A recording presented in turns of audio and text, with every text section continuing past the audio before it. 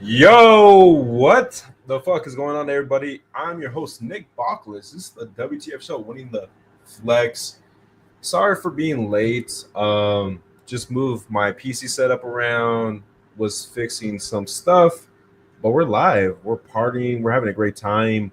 Um, Not the best time. Joe Mixon news dropped. Have some in BBM. I don't think it's too bad, but we will talk about it.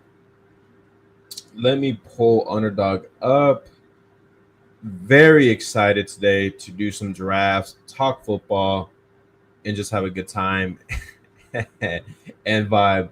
What's up, Bendos? If you guys didn't catch, last night was a very fun stream. Streamed like 4 hours. We did the quad box. We had four people, and then Bendos hopped on for a few hours, talk some ball, talk some other stuff too if you want to check it out. It was a lot of fun. We had a very good time yesterday. Built some good teams while we did it too, if I might say. Yeah. Fashionably late. So what I'm gonna be doing right now is a BBM, solo BBM, so I can bring my Mixon exposure a little down, and then Hartman's gonna be jumping on to do a chow chow together, which will be a lot of fun. So yeah, what's going on, guys? Yo, what's up, Steve? How you doing? I know you're attacking the chow chow streets. How are they looking for you so far? Um, Man, where do I start? Let's look at the contest that underdogs dropped. Yesterday, they dropped the Bulldog. It filled really quick. Luckily, we were able to get one done. And then they dropped Pomeranian $3 contest, which it's cool. I don't mind the three $5 contests. They are fun mock drafts to me. And then they dropped the Chow Chow, which is a very fun contest, 15 entry max, advanced rate, 2 out of 12, so pretty common. But then once you get into the playoffs, 2 out of 8, 2 out of 8, and then a 58 seat final, $250,000 of prizes. First place is 50,000. If you make the finals, you get kind of your money back, 555. But it is a little top heavy. But in a 58 final for a chance to win $50,000, it's a fun sweat. I don't know if I'm gonna max this. I'm gonna do a lot, and I think this one I'm gonna try to bring a lot of guests on, chop it up. Let's build some chow chow together. Shout out the mini golden. I haven't done this one yet. It's a single entry, so might do that later today as well. But going to be jumping into a BBM right now. Like I said, I'm at 73 BBMs, almost halfway. We did 3 BBMs yesterday, man. Built some bangers. Thankfully, we didn't take Mixon on any of those. But yeah, let's kind of jump into the Mixon news because Joe Mixon, the vibes are bad right now. The vibes are bad. I saw a couple conflicting reports where this is more precautionary, that it's not too serious, that he could even come back in training camp. But how I'm viewing it is that you sign Nick Chubb, you draft Woody Marks. Joe Mixon had foot issues last year. He's dealing with foot issues still. So I just kind of want to take him off my board right now. And I just don't want to draft him. I just don't. Like I think when you go in that range, give me Travion, Harvey, Connor, Kamara. I mean, obviously, I don't know. ADP, is that what they have? No. So yeah, give me Connor, Harvey, Henderson. And then after that, like, I don't know, because like there's a chance he could start week 1. Maybe he's a value, but I just don't trust him this year. It's more of a vibe take for me, but we do have real information where he's dealing with the foot issue. 29 years old. He gets there on volume. He's not an efficient running back. He hasn't been in quite some time. You draft Woody Marks, who's potentially a pass catcher there. Nick Chubb. Yeah, Nick Chubb has his own injuries, but 2 years removed from his last injury, he's still a beast potentially. He kind of fits the stylistically play, I feel like, of a Mixon if Mixon was in his time. So I do have Chubb over Woody Marks. But I don't know. It's interesting to see how it's going to play out and the development there. Is Nick Hurts the Alvin Kamara of Aaron Judge? Nick Hurts, 4 home runs last night. Incredible as a rookie. Going to be a high draft pick next year in MLB contest. But we got a BBM. We have the 1.5. I'm excited. Like I said, I've done 73 BBMs. And as I fill out the rest of these, trying to get a little more precise on what I want to do, players I want to target. Gibbs or Barkley here to me. Man, I only have one share of Barkley BBM. Is that bad, guys?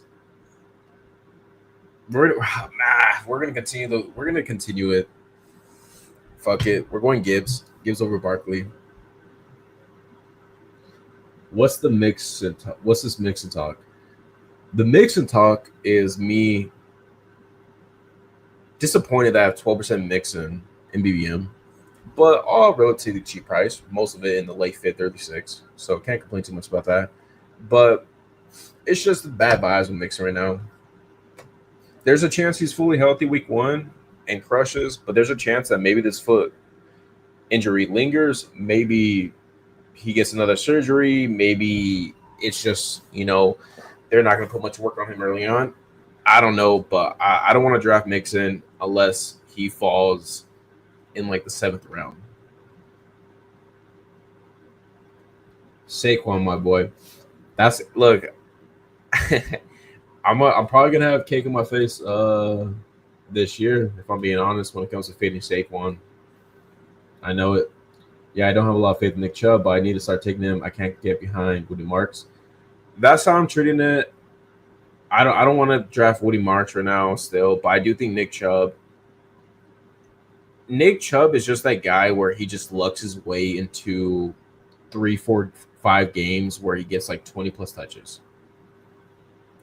Like it's probably not gonna be sexy, but I'm sure I could see a path where Nick Chubb has a month where he's like the RB16 and he has like 2-3 games where he puts up like 14, 15 points just because of the touchdowns of volume.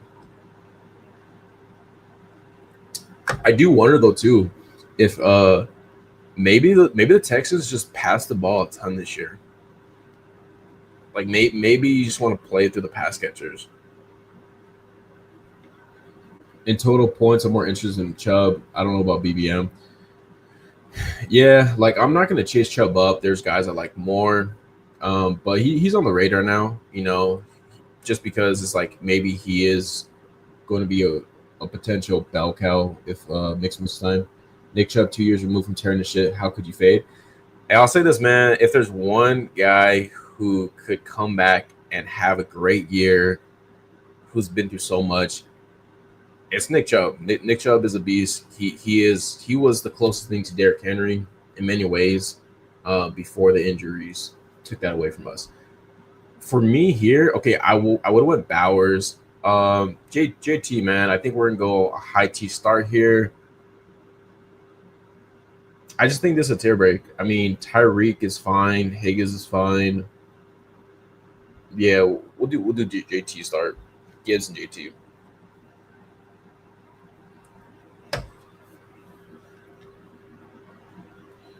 They were gonna pass it either way. Neil OC gonna sling that pill, my boy.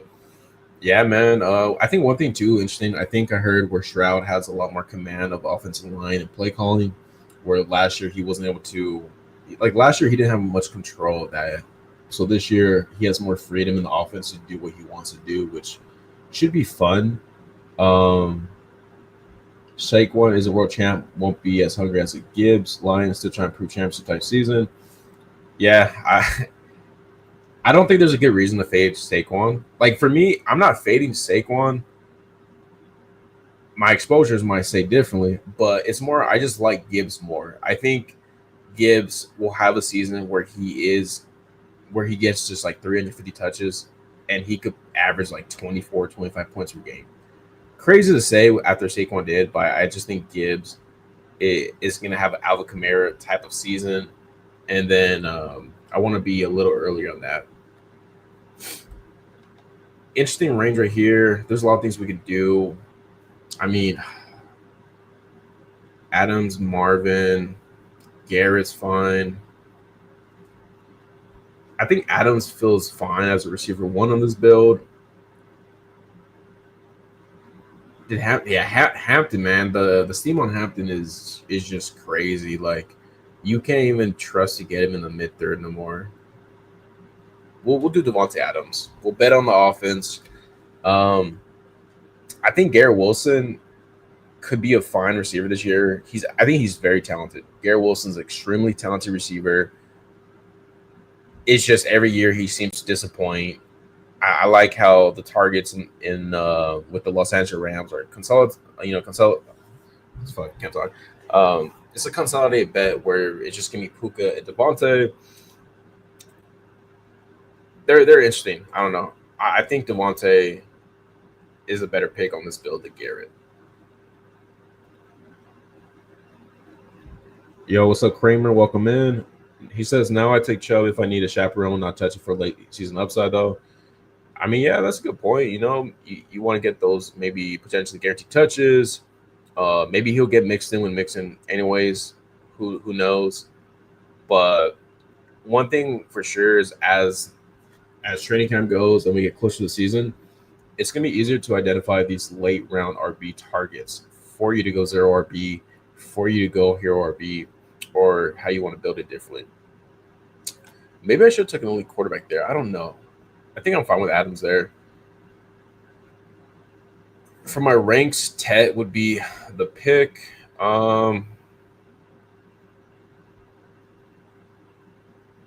Pickens, I don't mind too. Yeah, I'm a Ted guy. I like Ted. I think Ted mid fourth is nice. He's falling a little bit. He has upside just to crush it down the season. Bryce Young showed promise last year as well. I think the tier RB break is after Jacobs. I got Saquon at 6 on the BBM this morning. I was doing cartwheels. I don't have Saquon, but if he stays healthy, he will have another great season. Yeah, 100%. Like if Saquon stays healthy 70 games, he's gonna crush. Like Saquon is special. Gamble I've been saying all year. 0-5 down. Priscilla, do you take Trey Harris for the 10th? Cause Mixon amazing. Um, I mean, if you're talking in general or underdog, he goes before the 10th, I believe. I think he goes like in the ninth round.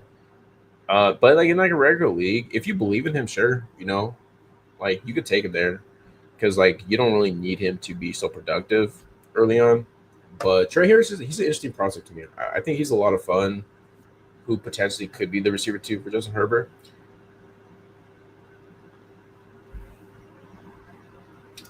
So we have Gibbs and Taylor. We're starting with two RBs, and we take Adams and Ted. We could do Chuba if he's there, just to have that Panthers correlation as well.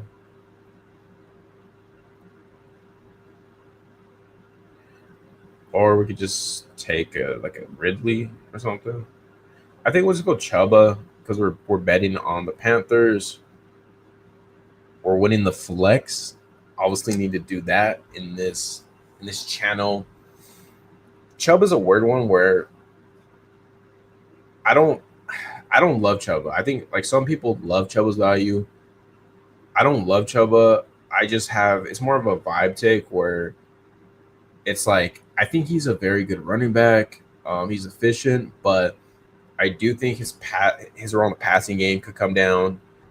And he just feel I think it's just because he was a fourth rounder and he went so late last year that he has this like I don't know this stench on him a little bit where it's like man like I'm gonna take you in the fifth round but like please don't fuck me like because like if Chuba was to like bust this year like I wouldn't be shocked by it if that makes sense but good I think improve offense he was very good last year like he has some like he just crushed some games last year. Fifth round's not a terrible price either. And what this allows me to do is probably take two more RBs, but I could take them whenever I want. Like I don't need to worry about it. Gives me some flexibility to target some RBs that I like later. And receivers, we're probably going to pound at least two in the next two picks because I think right here, the 6-7 turn, just take two of your favorite receivers and then whatever comes 8-9, you never know. Um, Mixon goes, okay, so he didn't really fall. Harvey would be interesting here if he does fall. I do like Harvey. I think Harvey's a good click. Can't go wrong with Taterio. Don't call me Ted McMillan. Or don't call him Ted. Is that true? He doesn't like being called Ted? Pound them. Man, so we could go Harvey. I think Addison as a third.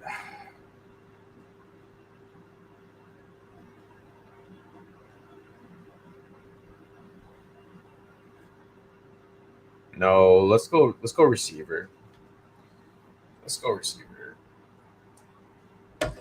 I think receiver's better right here. We have three potential workhorses. I like Harvey, but I don't want to box myself out with the later RB targets later.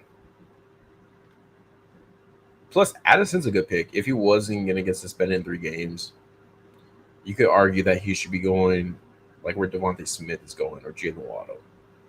So basically, you're getting a round and a half discount on Addison because he's going to miss like 2 or 3 games. And I trust myself to build a team that should be able to, withstand a couple of these games.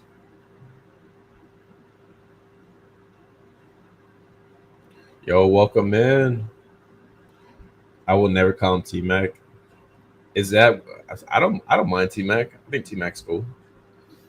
He has to show something in NFL before making requests. That's kind of true. Who has a better season, Purdy, Knicks, Mayfield, and Fantasy this year? My money's on Purdy or Mix. I mean, I like all three. But if I had to put my money, I think I'll bet against Mayfield this year a little bit. Yeah, I think Addison goes at a good price. Big Tony going high T. Yeah, so Tony does do the 4 RB thing with Joe Burrow. He doesn't have no Chase or Higgins, but I guess he has Chase Brown correlated. Um, Jerry Judy's been falling. I don't want to touch him here. Like Downs. I don't ever click Laporta. I just like the receivers better. Or I like the tight ends I get later. Josh Down goes. I've been taking a lot of Golden. I think Reed's really good too, though. It's tough, man. I like to mix it up a little bit.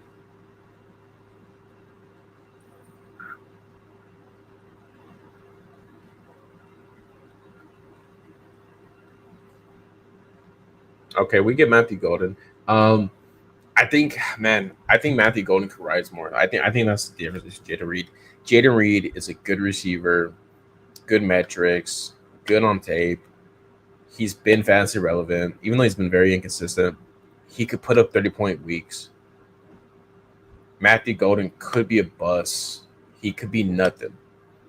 But what Matthew Golden does have, he has this mystery box upside where maybe I'm not saying he's Lad or Brian Thomas, but he goes in the range where he could be the bona fide receiver one for the Packers, for Jordan Love, where he's just getting these deep targets. He's just, spiking like 20-point games, and Jaden Reed is only playing in 3 receiver sets. That is my issue. If Jaden Reed had a chance to play in the 2 receiver sets, which I just don't see happening, Matthew Golden should be in the 2 receiver sets. Even though the Packers beat reporters and all that, like it's fucking crazy because like yesterday, Dontayvion Wicks was getting mass amount of love. They were saying this dude was catching everything, he was open, blah blah blah. I don't know. I think what separates them two is just I think Matthew Golden, he gets 1 or 2 good reports, he's probably gonna steam up to like the 6th round. Well, I don't think Jaden Reed is gonna really move up, so I could take him later. Um, yeah, I like both though. Both are fine. Dabs, shut up, Gamble. You worry about Jefferson injury and a rookie quarterback, maybe not top five. I think JJ has proven where he's an elite receiver. He'll be fine for fantasy, but I do think that there's a little downside where maybe JJ McCarthy's just a bad quarterback. Even if he's a bad quarterback, Jefferson should be fine for fantasy purposes, but I think there's enough there for me to just rank him a little lower than maybe some other people have. Like I would rather have CD Lamb than JJ. But in ADP, people have been taking JJ over Lamb. So I think there's a little concern you can put there. I mean, I think Mooney's fine, right, guys? What I have a quarterback, I could do that. Yeah, I think we'll take Mooney here. I think that's fine, right? I don't think it's nothing serious. He's out multiple weeks.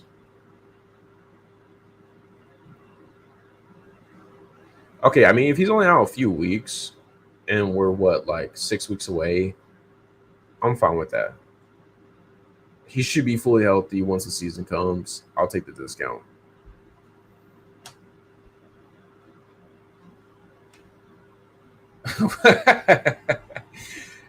That's such a Traylon Burks thing to do. You finally get some good vibes in your life, and then you break your collarbone. You could be a bust. I'm gonna bust you up, Gamble. Pickin has, yeah. I think this is a good question. Pickens has league winning upside. Definitely could be one of the best receiver twos this year. Crazy that the receiver that was better than Golden didn't even get drafted. Who's that Harmon? Are you talking about Jalen Reed or someone else? The Bond, right? He wasn't better. I'm not sold on JJ. Just Jefferson being quarterback proof. I mean, Jefferson is definitely quarterback proof. Wait, let me look at. Okay, I think this. I let's see where we are on the board. Got 103. There's a couple things we could do here. I kind of have a lean. I mean, we could do Pittman, but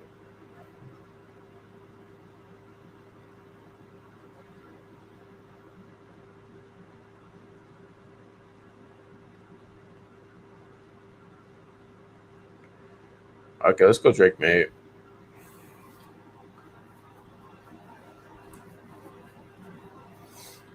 You can never go wrong with Drake May. Love him. I want more. We can backstack later.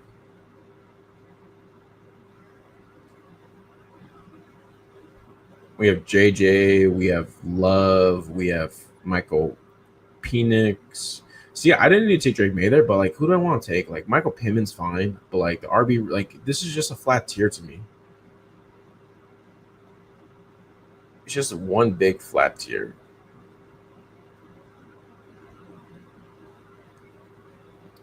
Yo, what the fuck, man? What's up, Alex? Welcome into the stream. How you doing, baby?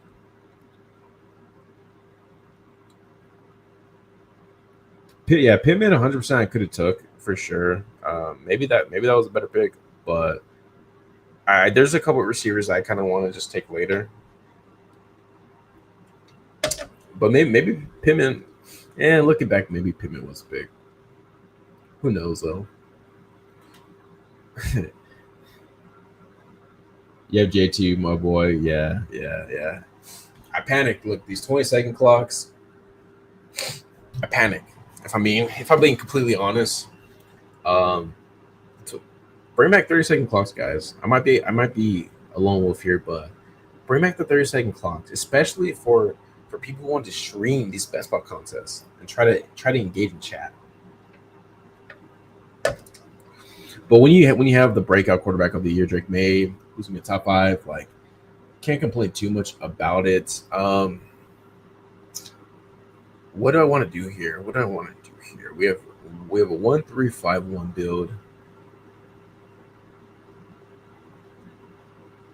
Hmm.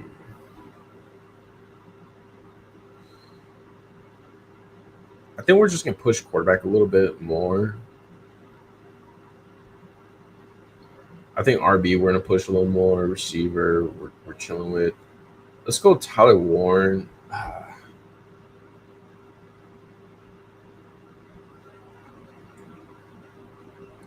Yeah, we'll go Tyler Warren here. Tyler Warren's getting good reports. We do have JT, so we're making a bet on the Colts. Tyler Warren's the reason why I didn't take Michael Pittman is because Tyler Warren is gonna get all the targets in that offense, and he's gonna make Michael Pittman irrelevant. Yeah, I love that.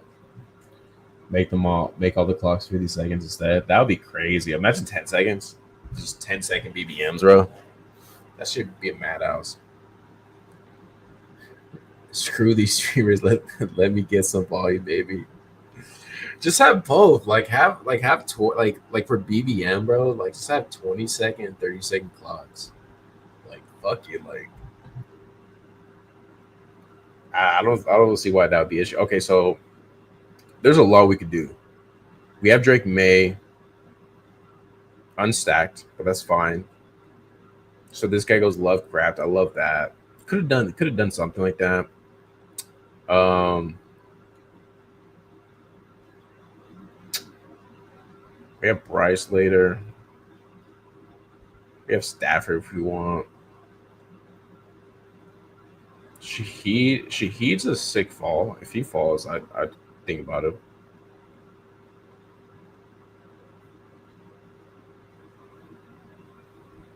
Sharp. We have the week 17 correlation thing.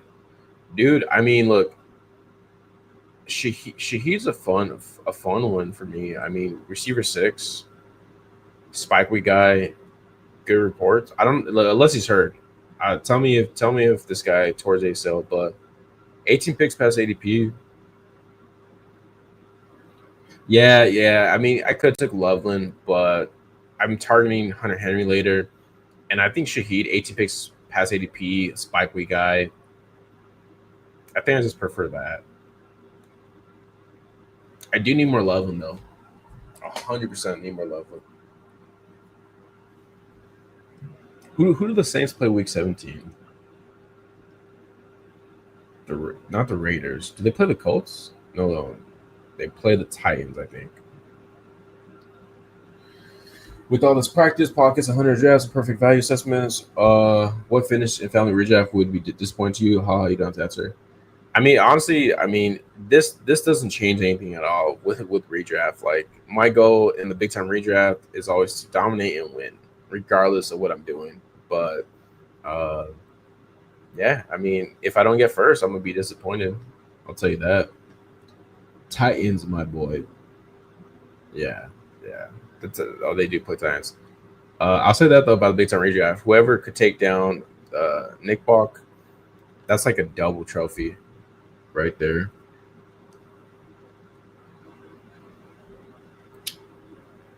So look at my ranks. I don't have any penis shares. I think he'd be a little interesting. He does go. So we are.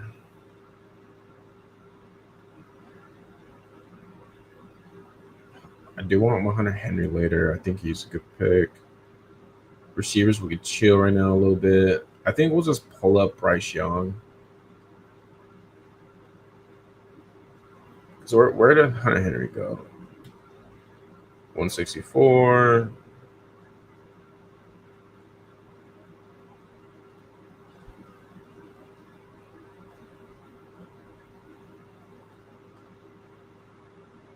Yeah, we'll just take Bryce Young here.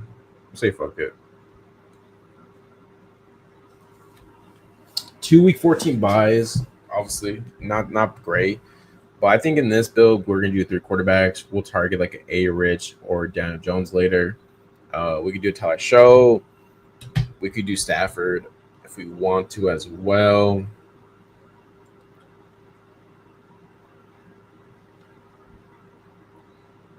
Streaming fantasy content actually guarantees you lose your home league. Doesn't matter who it is. That's just rules.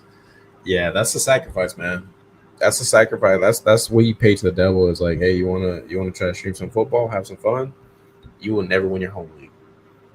Maybe I'll do some recaps of that this year. Of just have some fun. Let's see, tight end. Let's look at tight end. I'm just gonna take Hunter Henry here. I don't care. Like, yeah, I'm gonna take Hunter Henry. Get him stacked up. I'm rich on ADP, but there's a chance he doesn't fall back. Plus, like, I'm not too worried about getting certain guys or missing out on them right here. Plus, I do want to get Douglas on this team. He's killing it in camp. Not surprised. I could stop at two tight ends here if I want to, as well.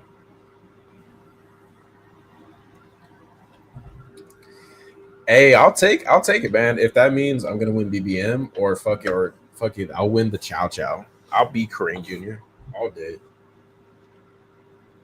I'm a Patriots slappy though, man. I mean, I am overweight the Patriots. I look. I think part of the reason is last year I was overweight on the Patriots big time. I was overweight on Polk, on Baker, on Henry, on May.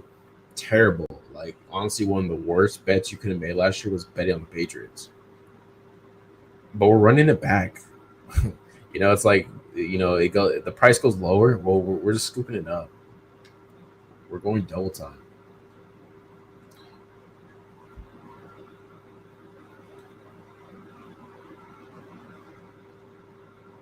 Yeah, I don't think Henry would have made it back to me. So this is probably a 3-5-7-2? No, 3-5-8-2, I think. Do I love it? No. If I'm being completely honest, look, Nick Chubb at 162, disgusting, man. That is disgusting.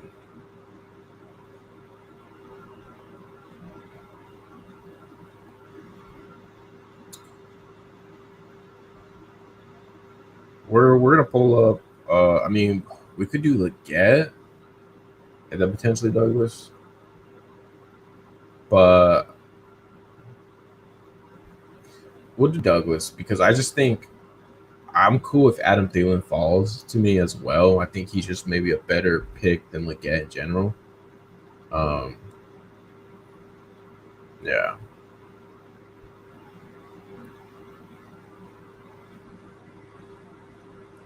Dude, Redfield's cooking. Maybe Redfield's this year's Puka. I've been a Pats fan longer than Buck has been alive. Is that true? Have you been a Pats fan longer than 30 years? Or 29 years? Dude, what's going on with Leggett? Why is he falling? Bad reports. I don't know. I think we're cooking in this build, boys. Jaden Blue still on the clock.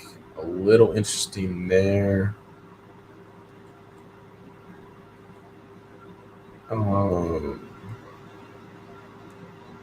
you guys A Rich or Down Jones or no? A Rich or Down Jones? Or Jaden Blue?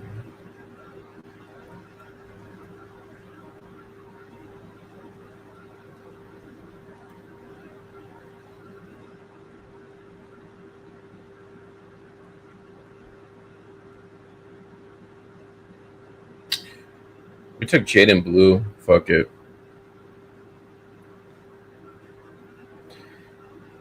He fell 20 picks. He's more like a fun upside pick. Maybe he's does get the passing down work for the Cowboys. They pass a bunch. Yeah, I just think as a fun swing at RB, I think Blue has a chance to do some stuff. Right, like he's the only RB in that back that has any type of juice at all. Maybe he catches a lot of passes. Maybe Javante and Miles Sanders are so bad. They're like, what? If we're gonna throw a RB that like sucks, let's just have one that can maybe hit a home run. See, the Hartman knows ball. That's why I'm gonna have him come on my stream in a little bit because it's shit like that. You can't teach speed.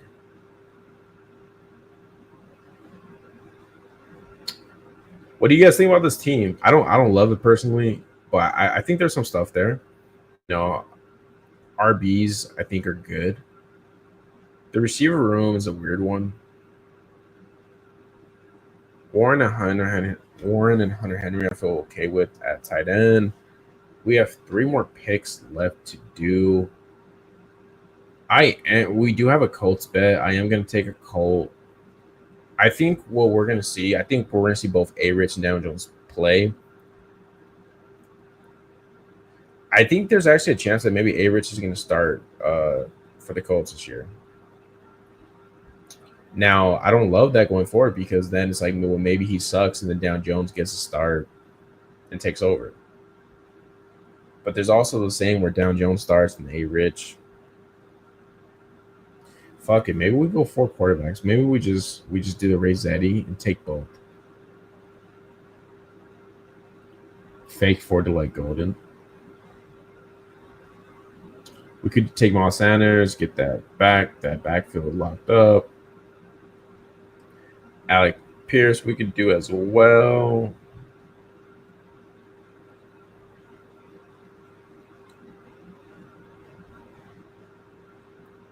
Well, we were talking about Noel on stream a little earlier.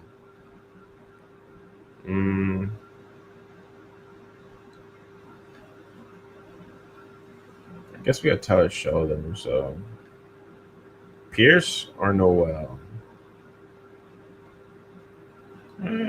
Let's go. Let's go a little Alec Pierce action. Fuck it. Because like honestly, Tyler Show, I don't mind too as a third quarterback. That we have Shaheed, so maybe Tyler Show hit Shaheed on 1 or 2 bombs. He could run the ball a little bit. Maybe this a Kendrick Miller ass team.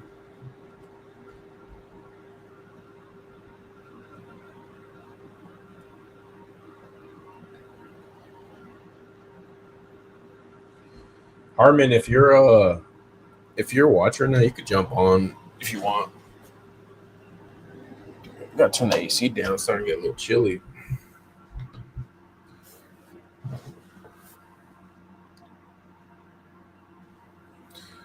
BBM 74. Another Drake May, Bryce Young. I think we're done at receiver, guys.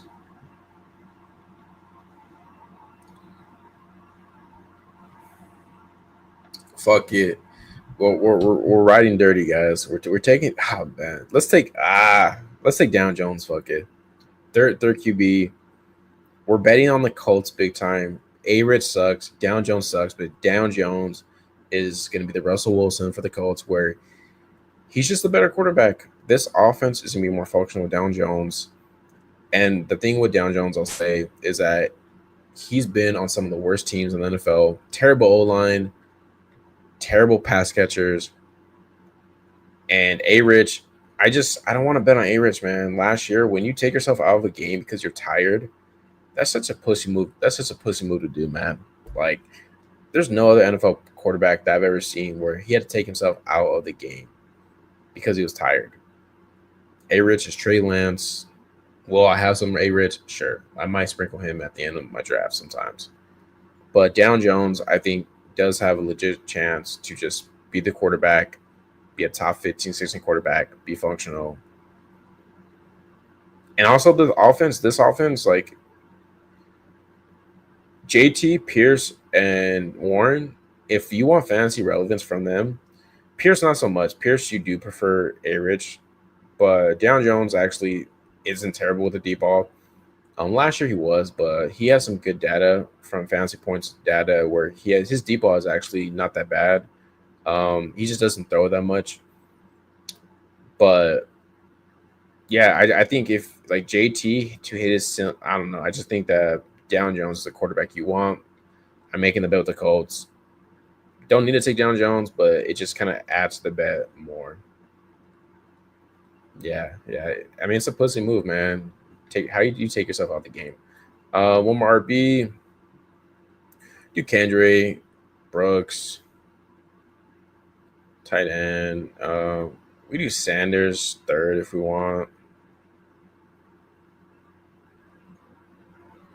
Yeah, I guess we'll only go 4 RBs this room. We'll do Sanders with Bryce Young. Get that double stack. This is a funky team, man. This is a funky team. don't love it, man. If I'm being honest, it's a weird one, but we're correlated. We got stacks. I feel like we have some mispriced players.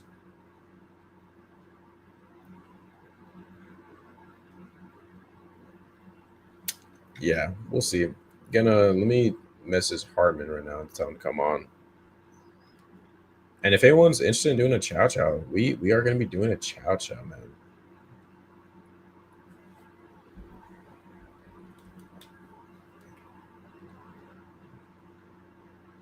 Basically, an elite quarterback up top, so playing 2 and 3 is fine. Yeah, yeah, I agree with that. I mean, it's basically Gibbs, Taylor, Chuba, hold it down, Blue, just mix in.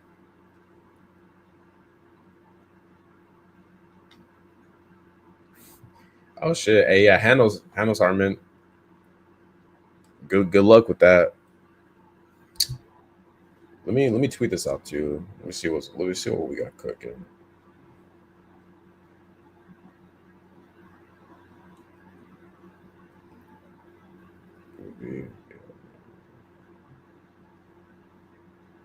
Yeah.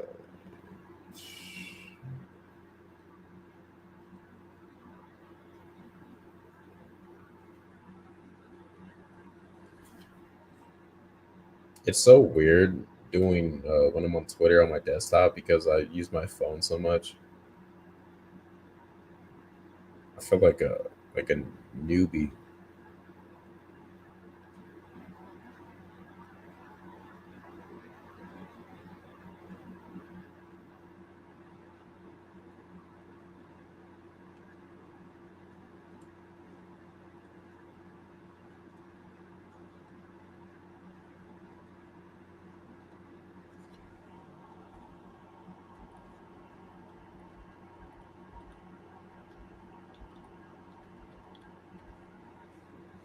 Ciao, ciao.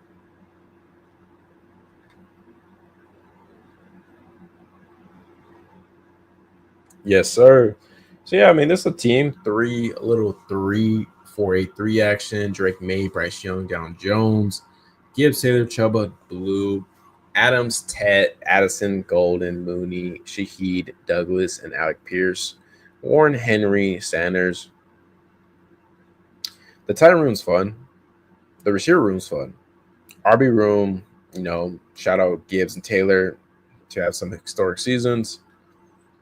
I think quarterback just need Drake May to break out, Bryce Young to just kind of show flashes of what he did last year.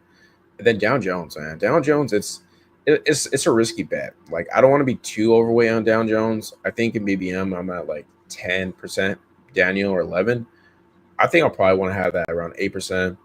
A Rich probably similar too. Like even though I don't love him as a player, like fantasy, like he's obviously relevant, but like I don't trust him. But I could see the scenario where he you know maybe he improves a little bit, but they just force him out there. And if he's out there with the good offense, like he's gonna spike.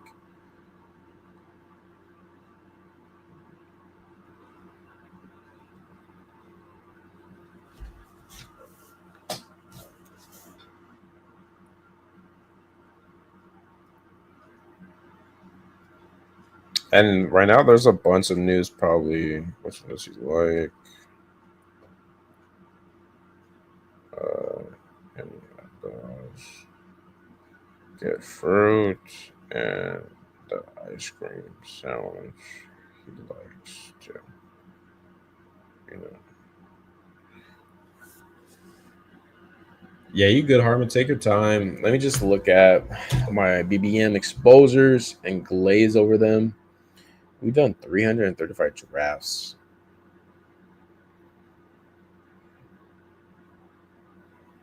74 BBMs. I gotta mark these for yesterday. I'll do that later.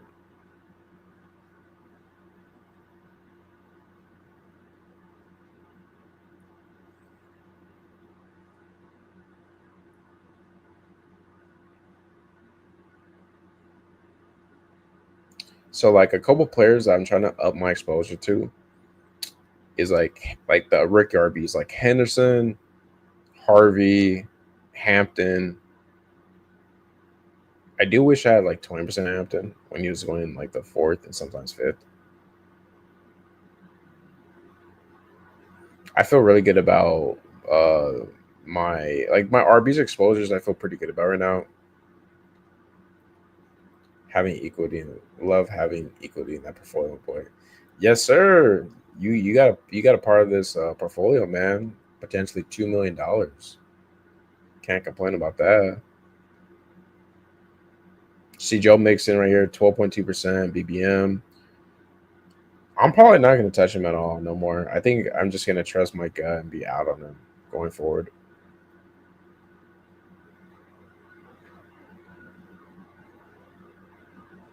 CPC 10. But if you look like right here, 1.4% Barkley. Dave Montgomery 2%, Derrick Henry 2%. Like I could get buried so bad. Let's look at receivers. Receivers are I think are a little more flat for me. So I've been taking a lot of Romeo Dobbs. I think he's a great pick. And then it's kind of just more of a flat tier like Olave, Douglas, Ted, Downs, Pierce. I have a lot of Colts.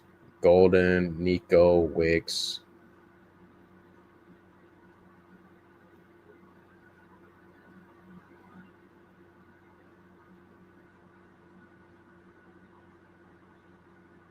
And then these are all just like the stacking guys. Like I have the Jermaine Burton share, Calvin Austin, Jalen Lane, Keenan Coleman, Marvin Mims, Drake London. One is like I want to get up 1.4%. Malik Neighbors is one I want to get up as well, only 2.7%. Yo, what is up, Hartman? Welcome in, baby. What's up, Nick? How you doing, man? Shit. Can you hear me? Wait, 1 second. I Yeah. can't.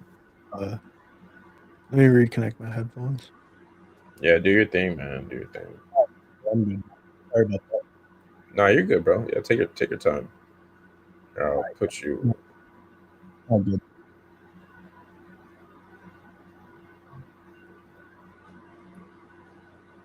You know, that was a nice BBM you did. Jaden Blue, one more up. I'll give you want. It was an okay BBM. I feel like the correlation is nice and stacking, but it felt kind of weird doing it. I don't do you when you're doing drafts like maybe I'm just overthinking some things, but yeah, maybe you're right. Maybe I crushed it. I mean, I don't know, man. I think it looked pretty solid overall. Like, I think there's always the debate when you end with four with like a guy like Jaden Blue, right? Like, Yeah, you could throw on the fifth, but I think it's fine enough stopping at four. You know, I think a lot of people have the idea of like hyper fragile has to be four like super high end guys or something, but when you have Gibbs JT up top, you have Chuba as your third. I think you can throw an upside bet as your fourth, right? And if that hits, then you have a for super sure. strong room still. No, 100% agree. And like yeah, like I didn't need to go Sanders. I could have went like another RB like Brooks or you know I guess Kendrick's getting run with the ones. Like maybe he's a click to Mixon now. Yeah. J- Taj Jake, Brooks. yeah, Taj Brooks is kind of my like go-to back there, but I like all those guys, right? They're not really going to do anything without an injury. Where like Blue could take over. I think the rest of the guys on the list, they can't really do much without an injury occurring. yeah, that's a good point. That's a good point. Um, so Hartman, how so we have some contests. Are you a chow chow guy? Like, how are you going to be attacking these contests? Yeah, no, I'm definitely into it. It is a little pricey, so like I could see only doing maybe like 10. Ideally if it's open for like maybe a full week or so, I would like to max it. 10% But if filled already. yeah, if it feels really quick, I mean it just dropped this morning, right? Yeah, it just dropped a couple hours ago. So if it feels by like Monday, I'm probably only gonna do 10. Kind of same as you. I'd like to do a little bit of content with them and stuff to do like the full max. If I can't do much content with them, I'll probably just do like 10 of them. How are you feeling about it? Similar to you, man, where it's 15 max entry. So I think I'm gonna like obviously I'm gonna have somewhere to do solo, but I'm treating this where I want to have a lot of like just guest on, doing a live stream, 2, 3 people, produce some content. I think that's a lot of fun. So I Mhm. think what I'm gonna be doing is I'll do 1 or 2 live myself, but I'm gonna see if I could fill it, but just having like guests on, right? Like yesterday would have been a great time for this to happen. We did like a Oh four yeah, hour. you guys had it. Yeah. Yeah, And I, yeah. I watched I watched a lot of it back. Did Yeah, you? that was a solid stream. Yeah, It was I fucking passed out at like 6 p.m. yesterday. So sheesh, long week. yeah, kinda, I guess. I don't know, may have indulged in some herbs post stream. Yeah, You know, yeah, you know how it goes. of Uh course, man, for sure. Is like yeah. Cali. There's no coming back from that. Shout out Cali. Um, no, but yeah, same. So I'm gonna reach out to some people, do some chow chows, and just have fun with it, man. Fucking, one of these days I'm gonna have like 12 people on stream, just boxes everywhere, just like a madhouse, like so, Yeah. some circus type stuff. But Just like a whole border. The whole border of the screen is yeah, just different people. Yeah. you won't even see the draft. Like it's just gonna be just a bunch of people just like talking over each other. But let's hop into it. 11 people, guys. All right, awesome. Yeah.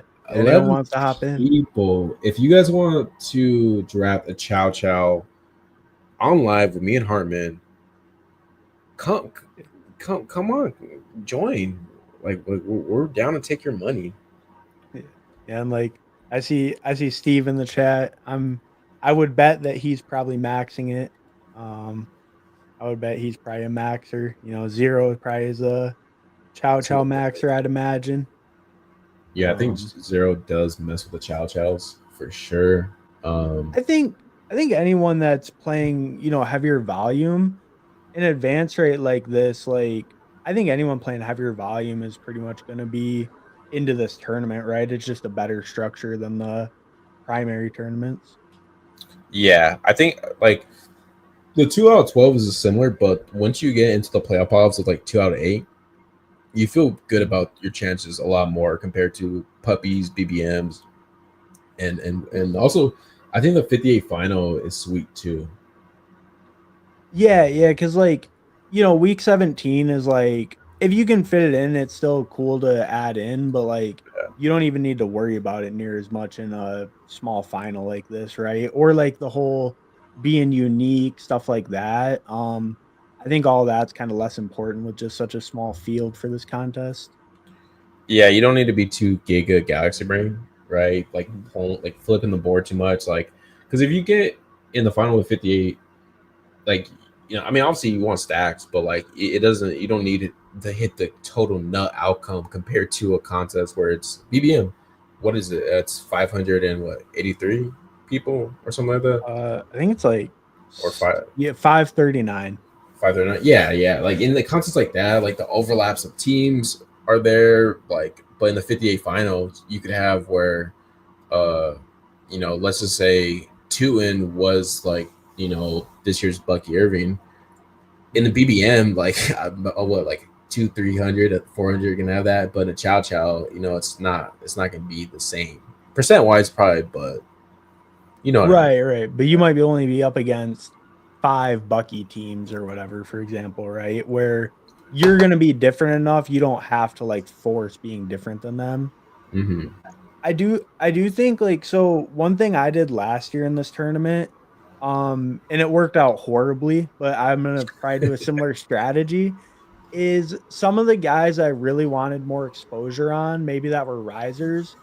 I just went ultra heavy on them. So like Okay. last year I had 70% Rashi Rice in the Chow Chow because the ADP doesn't matter that he's rose up or people got him earlier or whatever, right? I don't care about any of that in this tournament. It's so short. But obviously, you know, he got hurt, didn't work out. But like I think doing some plays like that, especially to help your exposures if you don't feel comfortable with some guy being really low, can be pretty helpful because you know it's also a high dollar cost. So you're putting good leverage on them too. My bet was bad with it, but I think the idea can work. That's a sharp point. I agree with you 100%. For example, Hampton. I want more Hampton. I had this revelation where it's like I want more Hampton.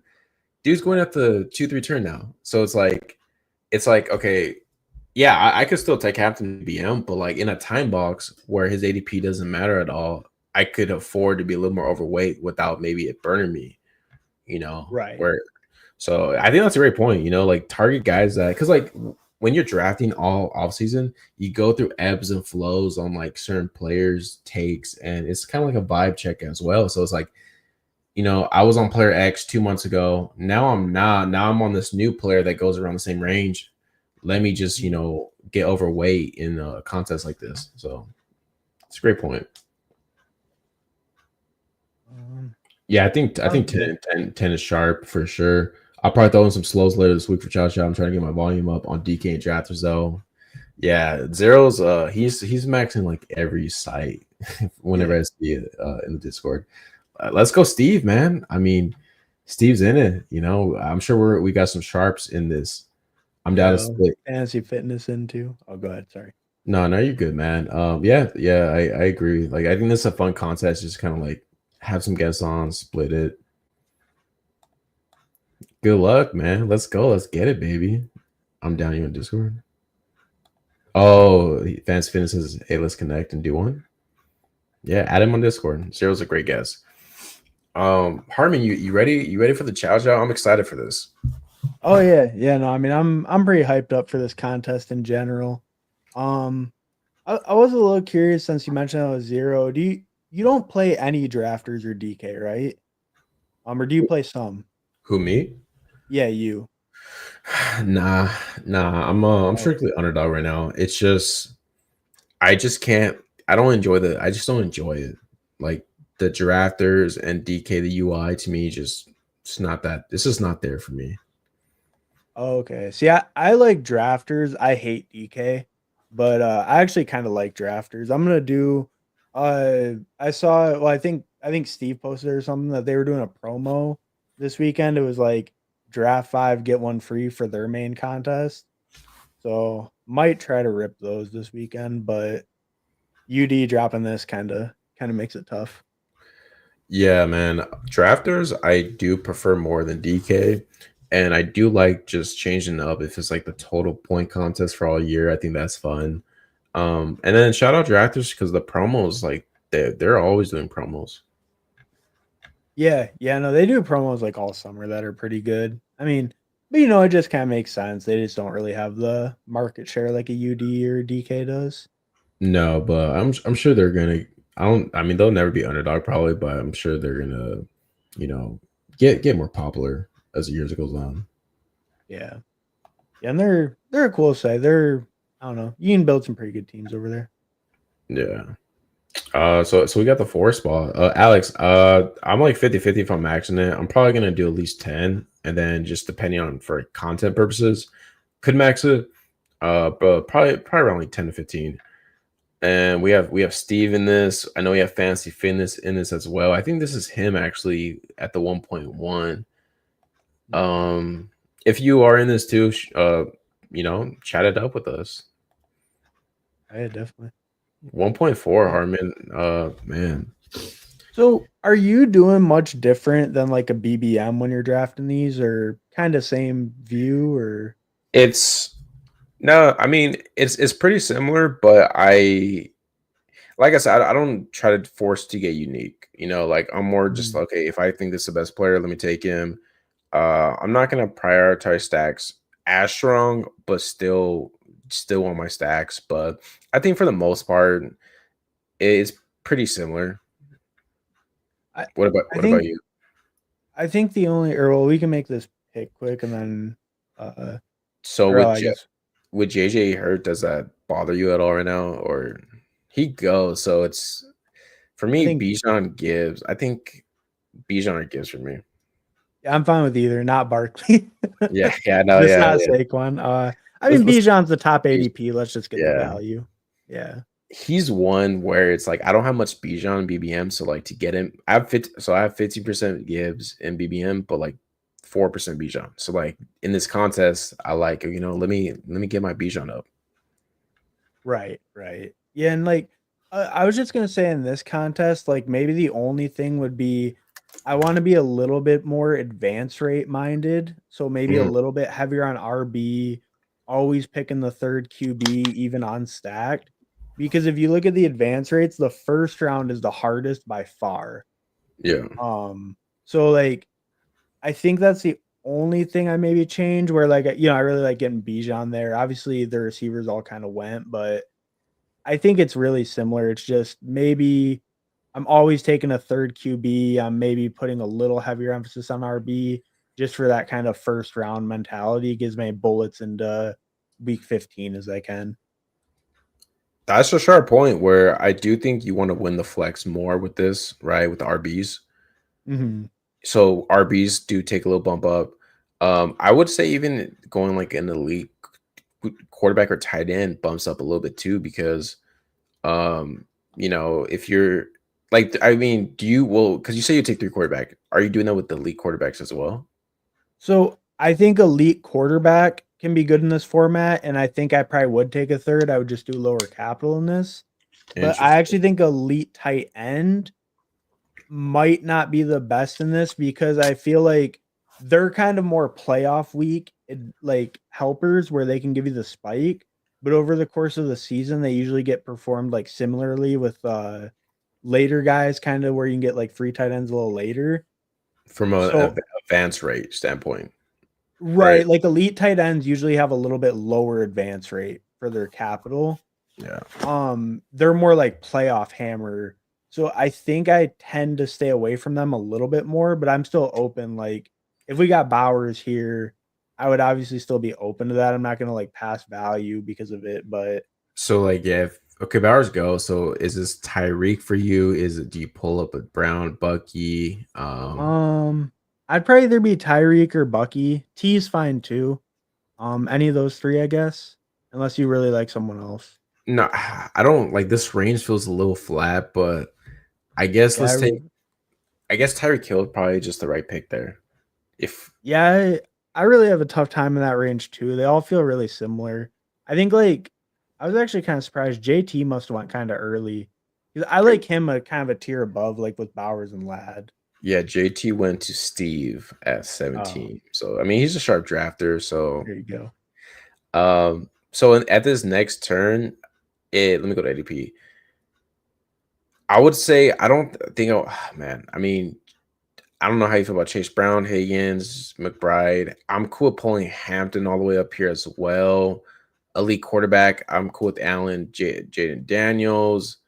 Um, I don't know. Um, How do you feel about the receivers like Marvin, Garrett, and Adams? Probably Adams is my favorite receiver, but I think those three are very comparable. Like Marvin's probably my least favorite of the three, but I mix Say them all in. I think we go running back though. we'll go Hampton or because I there's think been we could. I mean, yeah. if you're really into Hampton, I think we were kind of talking about that. This is like the contest to kind of pull them up and not worry about it. So yeah. I I know you're Brees over Hampton, correct? Oh yeah, Um, yeah.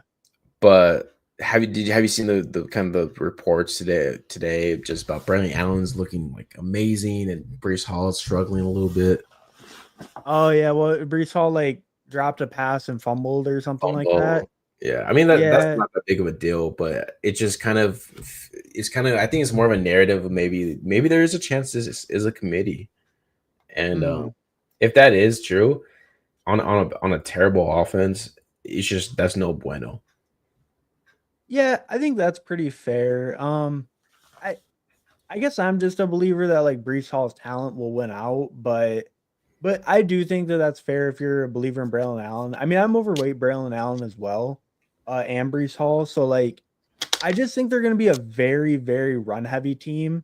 They Yeah. were 32nd in rushing attempts last year. I wouldn't be surprised if that jumps all the way to like top 10 in rushing attempts as a team. So there might be enough for kind of both of them to eat, and I think Brees will still be the lead guy.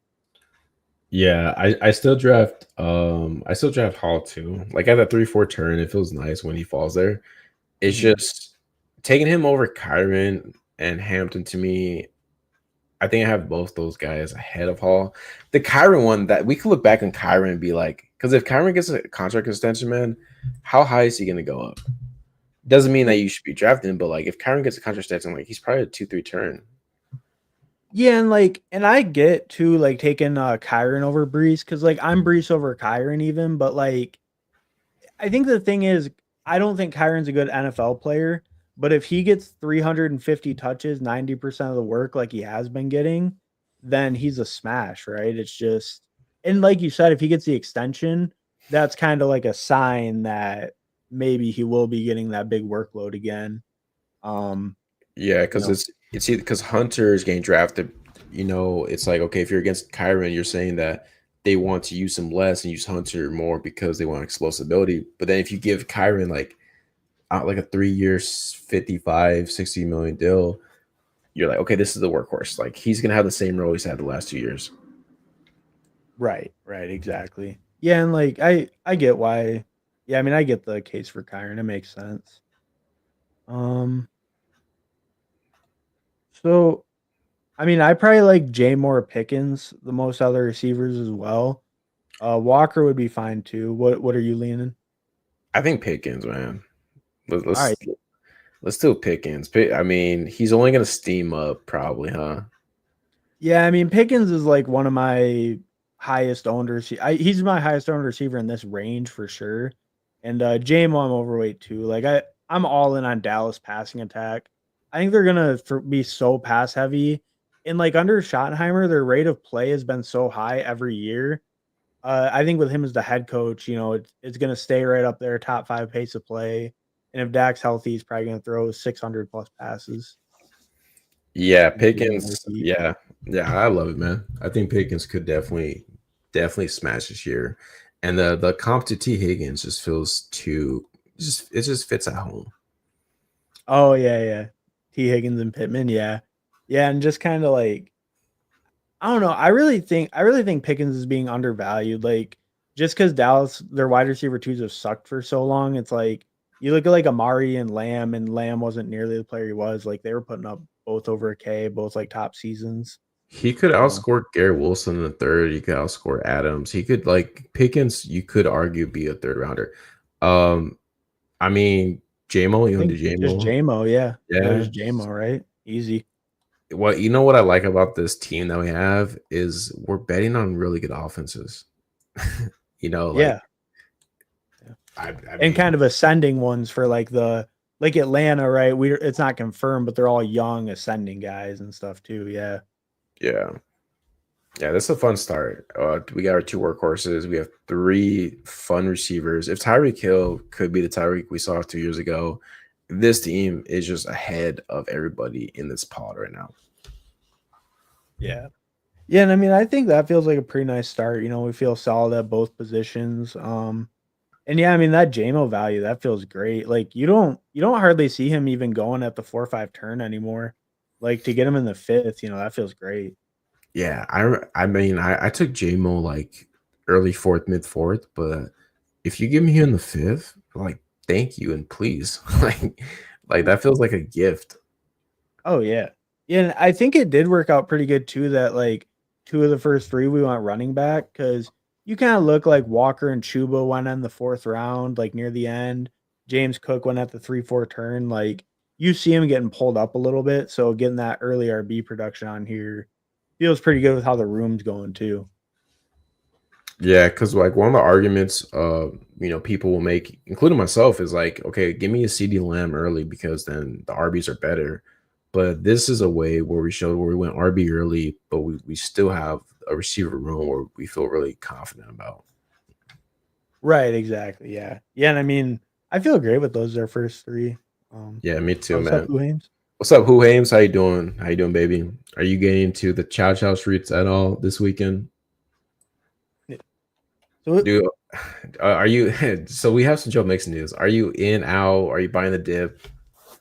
I mean, I'm out for right now until further notice, but I I wasn't super in before. I only had like 6%, but I think like where he was going, it was fair, but I think now I kind of want to wait till further notice.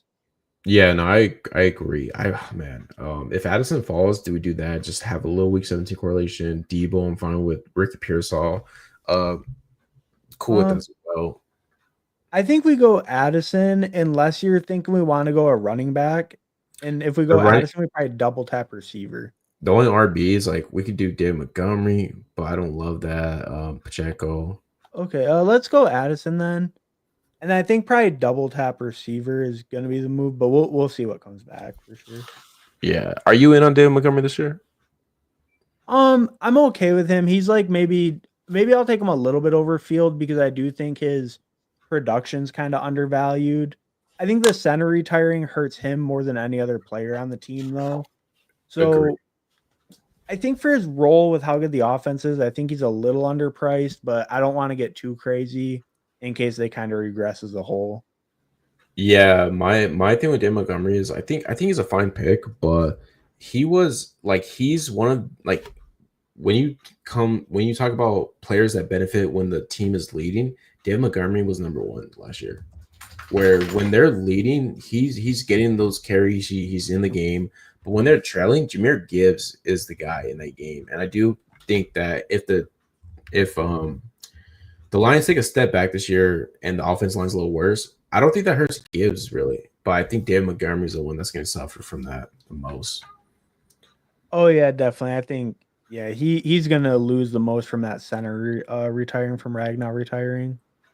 Um, so I mean, I I guess we still have a way on that one, but I do like Debo's value. I think like I the think hate's kind of Debo, gotten yeah, far. I, yeah. I really think like the hate on Debo has gotten like way out of hand where like he plays on the Commanders and I don't know. He had one bad season, sure, but he's like he fits Cliff Kingsbury's offense very well with that short yardage.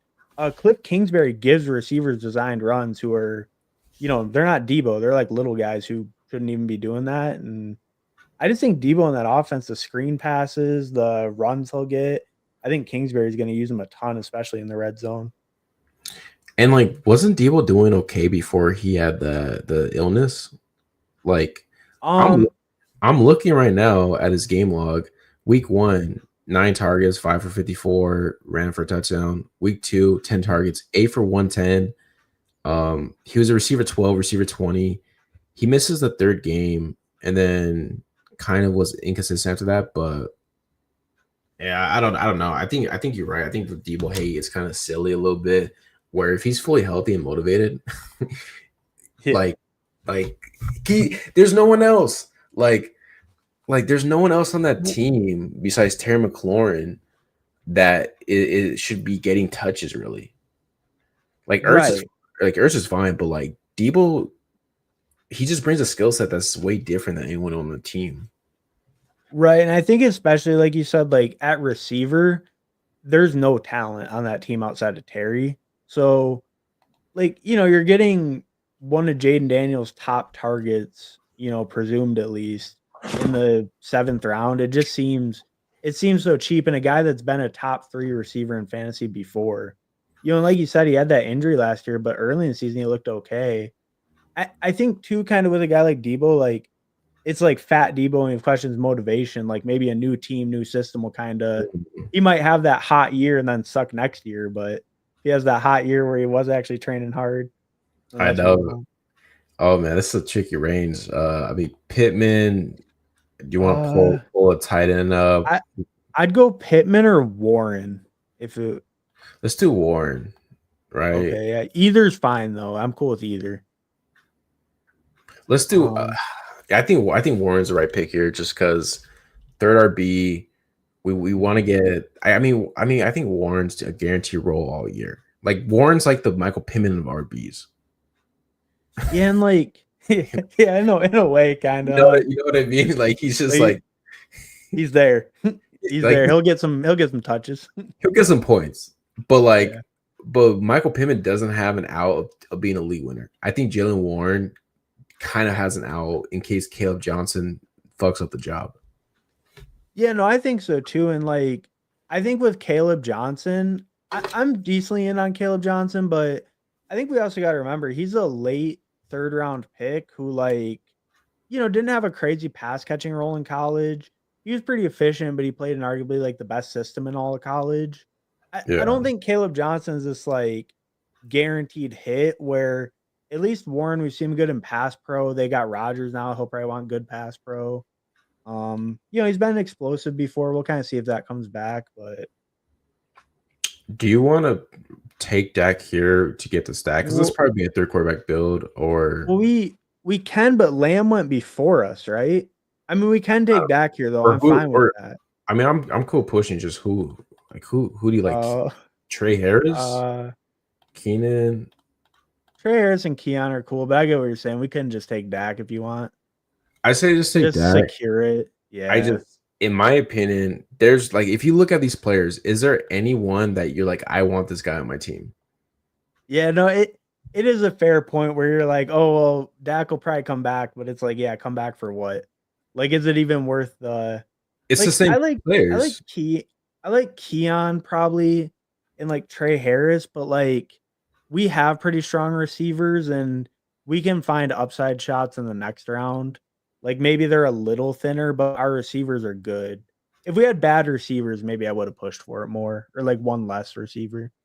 But I think Yeah. we're good. Yeah. And there's a chance they fall back. If not, it's like, what's the difference between like, I don't know. I just, to me, I just, when I see this range, I'm like, okay, let me just take the quarterback and the tight ends that I like, and then I'll worry about the rest later. Yeah. Yeah. And like you do see some quarterbacks kind of ripping off after. So there's no guarantee that Dak comes back, right? Like I think in these you expect them to stay in line a little bit more, but you also probably get some people that are like, oh shit, my QB's gone. Better grab someone so I'm not dead. Time to start getting the advanced team. And You this know? dude, so the CeeDee Lamb team has Kyle and Bo Nix. Fuck, maybe we could have got him at 124. like I don't potentially, right? Like, Damn, yeah. but you never know, man. And it's like, Yeah, what are you pushing them for? Which, yeah, totally makes sense. so well, also too is like, do we target JJ McCarthy here? I think so because Goff went. So I think we do. We don't have to. Your boy Drake May is always a good pick. Oh yeah, my guy. I mean, I'm on the show. I don't think you pick him very much, so maybe Yeah. we grab Drake May because you're not super in. I'm pretty in, so Yeah, gotta get that exposure up, man. yeah. We could do like a craft love thing too. Also, we have options. I actually like that. If you wanted to do like Kraft first, and then unless you really like Warner and Joku more, I like all three of those tight ends. Yeah, you want to do craft But maybe first we and grab love? to Kraft first, and then we can pick what QB we want when they That's come a good back. But it point. gives That's a us good point. Yeah. options. Yeah. How you feel about craft this year? Oh, I'm super in. He's my highest owned tight end. But that's kind of the oh yeah, dude. That's the only thing though. These four are like the four I want the most. Warren and Joku, Kraft, and Loveland. And Lovin, yeah, same. And they all go right together. Like I'm very often doing a double tap move on them. I think in this build, like QB is probably our next pick, but I have a lot of builds like double tapping, or at least one of these four guys will be on my build. I think all four of them, the upside and like even the floor, probably, for Njoku and Kraft, like I think it's really underrated, and their upsides being underrated. Kraft, because he was younger, he didn't show it all last year, but I think he showed a lot. And Njoku, just because he's been injury prone, and the offense kind of blows for Njoku, fair enough. But yeah, no, that's fair point. This is interesting because it's like if we want to go love, we could do like Dobbs later, some Packers, or we could take the McCarthy with Addison. This guy is Jefferson. I think that's up on the clock, so he might take McCarthy here, because Jefferson went right before us in the first round. And I guess like if we want to take another tight end, we could just push and like try to get Tua later and a third. But I don't even. Yeah. So what are you leaning here? Sorry. What are you leaning? I think I'm leaning Love. What about you? Yeah, Love's cool because I think we can do more with them. we have one piece of the Minnesota Detroit, but neither of them are like the top pieces, and we can't really get more. So we can do a lot more with Green Bay later if we want. Yeah, exactly. Yeah, and I think I mean, the Week 17 matchup with the Ravens will be a shootout as well. Um, yeah, I'm fine with it. I mean, the JJ McCarthy I think is fine, but there is a chance that JJ just. Well, I mean, I guess we're making the bet with Addison, so we are betting that JJ is him in a way. I'll be honest, Yeah, I, I did want another tight end as well. Like I want to build teams where I could take two of these tight ends and just be done. yeah. I think it's just our QB range because, like, obviously we could target Tua, but I think since we wanted 3, like that was just a good spot for a second QB. You know, they kind of all lined up right in that same range. That's the hard part with those tight ends too. Is like tight ends and QBs are like the only good picks in rounds 10 and 11. If you're picking a running back or receiver, I don't That know. no, that's why when I get to like right here, it's like I want to build a team where it's like, let's say I just stack up RB receiver, and then like when we get to like right here, besides like Dak or even Warren, like fuck it, like how about I just take Kraft, take Warren, then I'll take my 2 QBs, and it's like, Yeah. do you lose out if you reach, like, let's say if you reach for Warren at this pick and then Kraft here, but then you get Love and you get your 2 quarterbacks, like, is that going to put you back? If anything, Yeah, makes you like no, I really mean, unique. yeah, I don't think that's like a bad call at all, especially, kind of like we were talking about something like these, like lower volume. I think you can do more different combos like that too. Like you don't need to as much in the lower volume, but you could. Um, I guess it would just be like if Jalen Warren, for example, is the league winner, then passing on him hurts you. But if none of the guys in that range are like the guy you needed, then it doesn't hurt, right? Um, or like if you reach for a bust, obviously. But yeah, I think structurally and just build wise, I don't think there's anything wrong with that.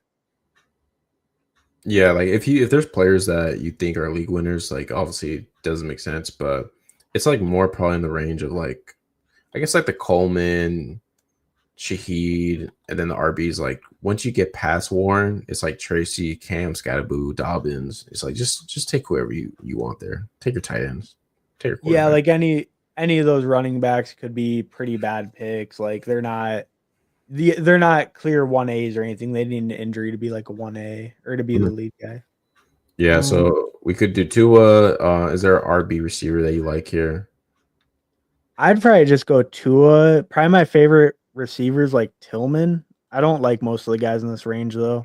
Do you like Dobbs? Dobbs is fine. We have Love. Maybe next pick. Yeah, so we're Um, up in 6 yeah. picks.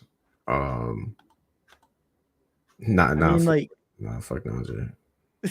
well, we have Hampton anyway, but Yeah. I mean, any of the RBs stick out to you? I'm not real big on any of them, but I mean, Not Blue's cool, but that's a little later. Yeah, not really, man. I think a receiver here probably makes more sense. And especially if we can stack it up with Love. I would like to do that. Ooh, no, he Damn. goes. He goes. Listen to the stream, knows we want Love, has to take him. Is Marvin Mims a discount enough here? QJ, likely say fuck it, tight end. I mean, Marvin Mims doesn't usually actually show up on my draft list, but if we Me, want him, that's fine. look, if you don't want to tell me, like I fuck it, Like, I I cool. guess here, if you like any of the tight ends, that's cool. But Cute. I'd probably just say fuck it at receiver and go running back because I think all these receivers, like, are any of them way better than the guys next round? No. Who's your favorite RB here? White, Algier, Blue, like any of those 4 in a row. Your favorite out of those? No, wait, we have Bijan, not Algier, not Oh Algier. fuck. Shit.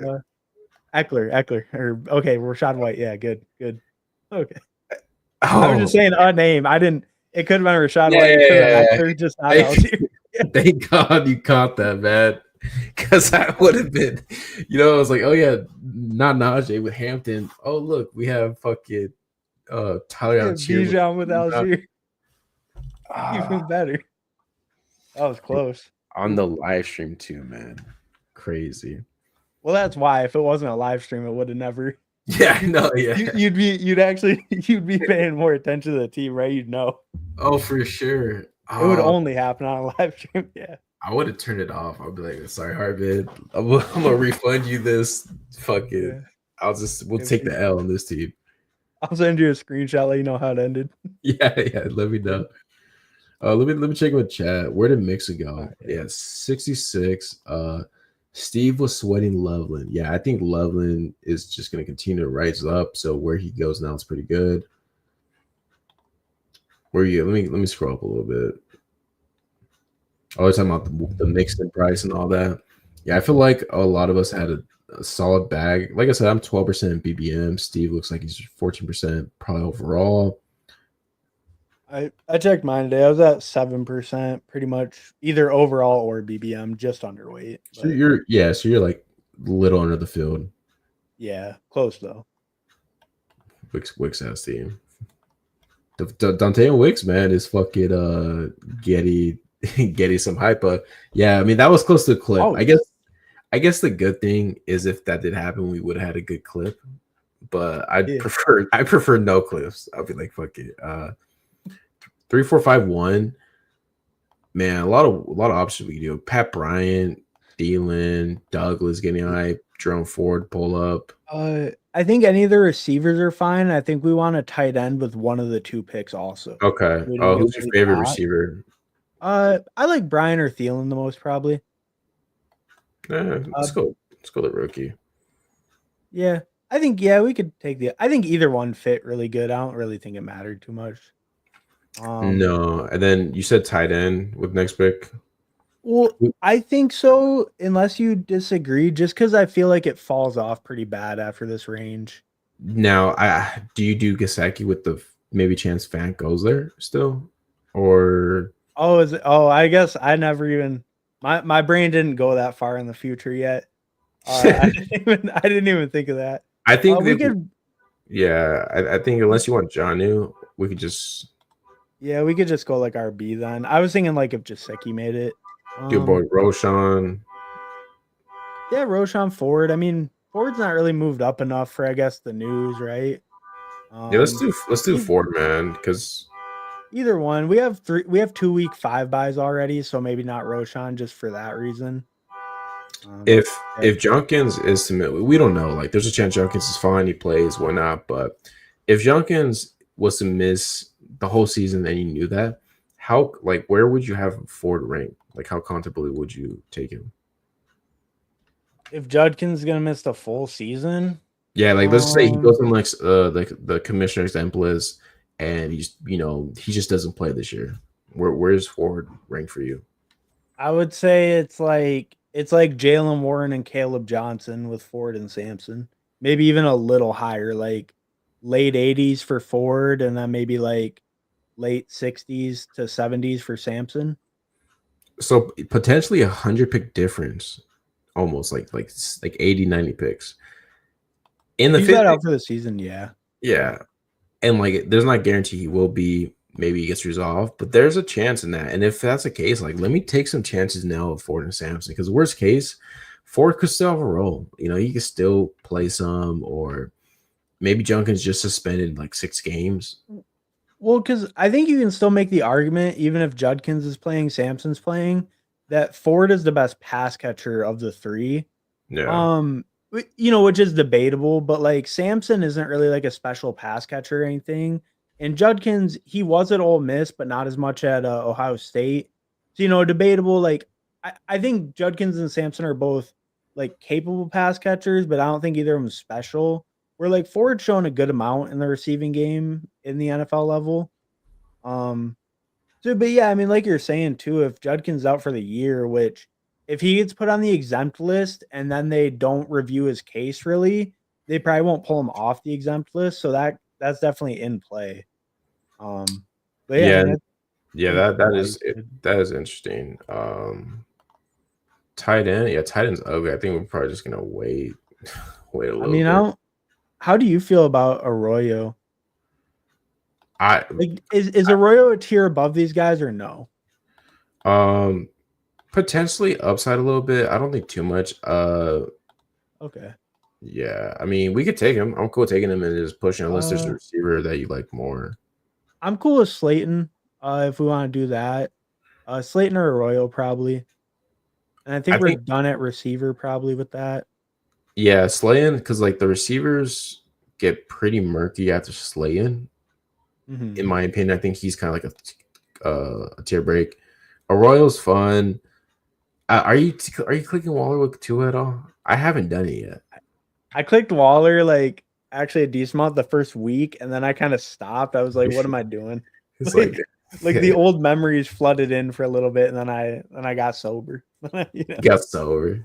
Yeah. I mean, it makes I- sense. It makes sense, Stack, right? Like, like He is starting on pup with like, but I guess he's only starting on pup because he hasn't been practicing. that's why. Um, Like, I think this was like there's not. I don't think there's concern for him and Pup. I think it's more just kind of like the process of him coming back.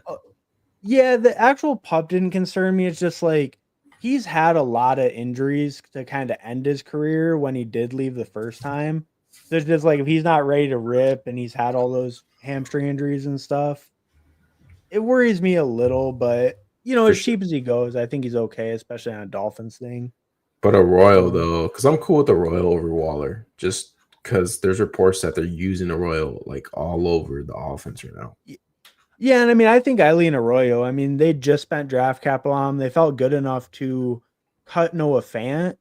And if they didn't feel good about Arroyo, I don't think there's much benefit to cutting Fant. I know he was getting a good amount of money, but I don't think they're signing anyone right now with that money they just got from cutting him, right? That doesn't No, yeah, gain them much, yeah.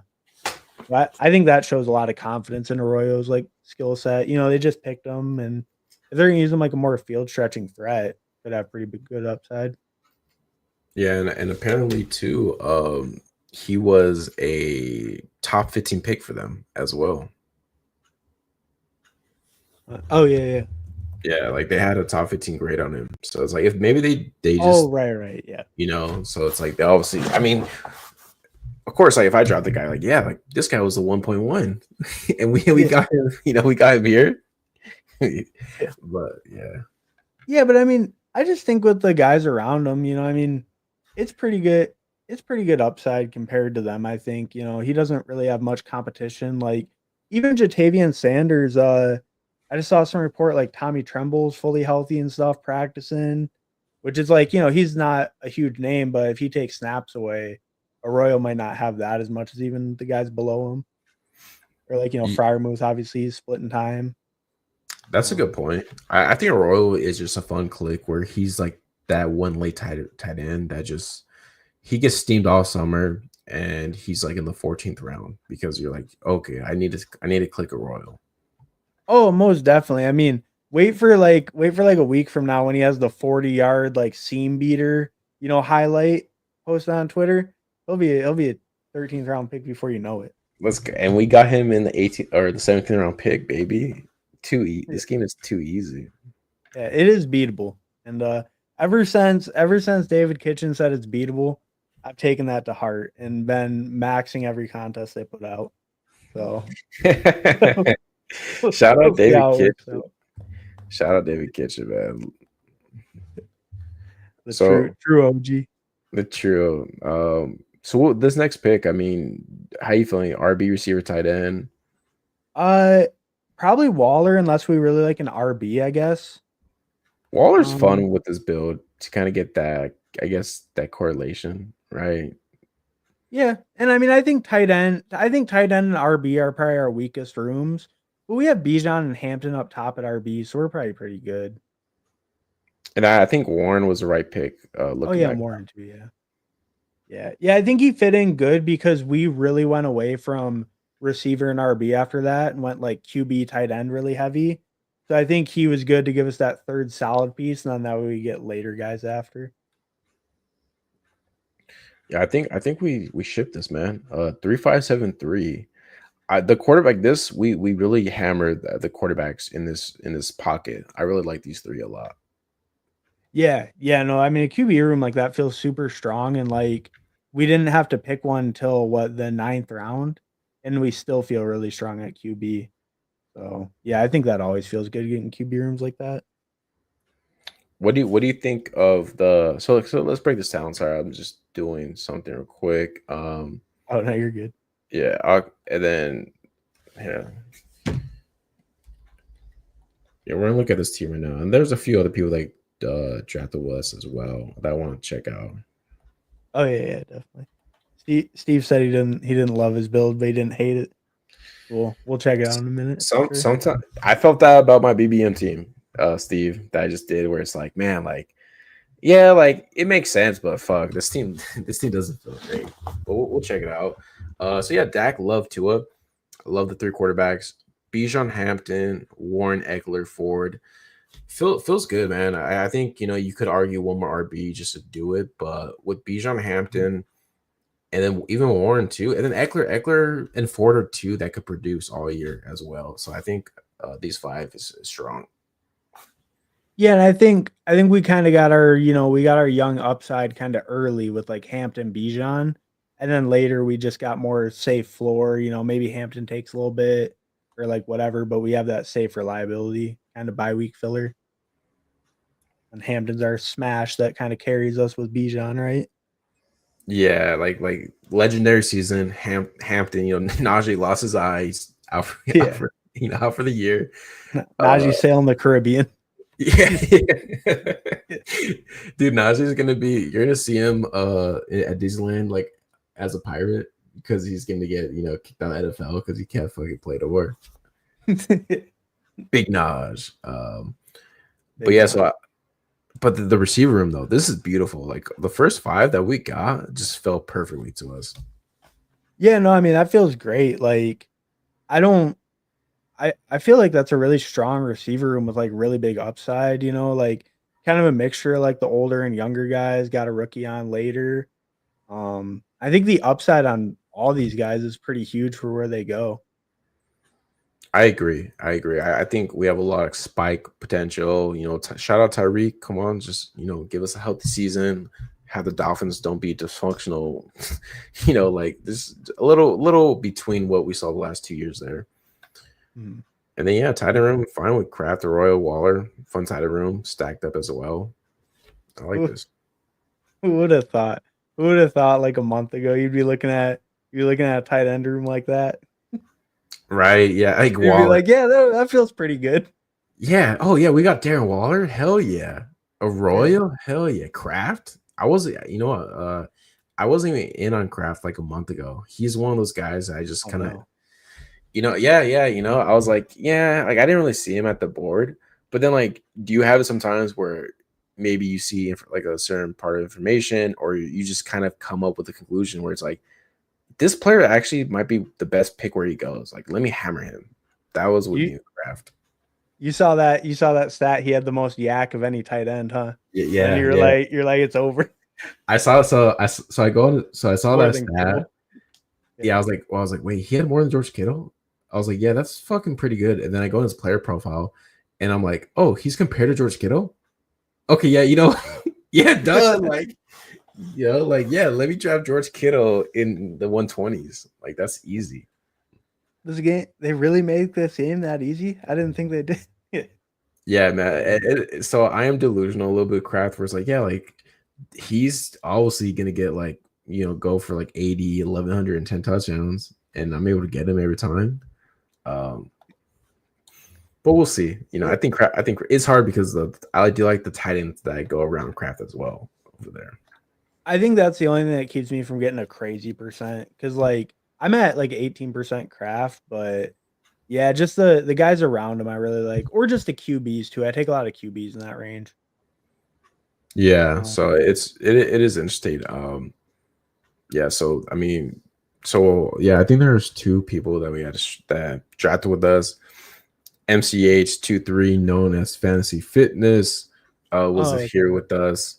And Lamar and Joe Burrow, double E quarterback. So I mean, obviously, I think when you take Lamar, it's like you're not counting on Joe Burrow to fall to you, but then he does fall to you, and it's like, would you take him here, Hartman, if you're like on the clock with Lamar?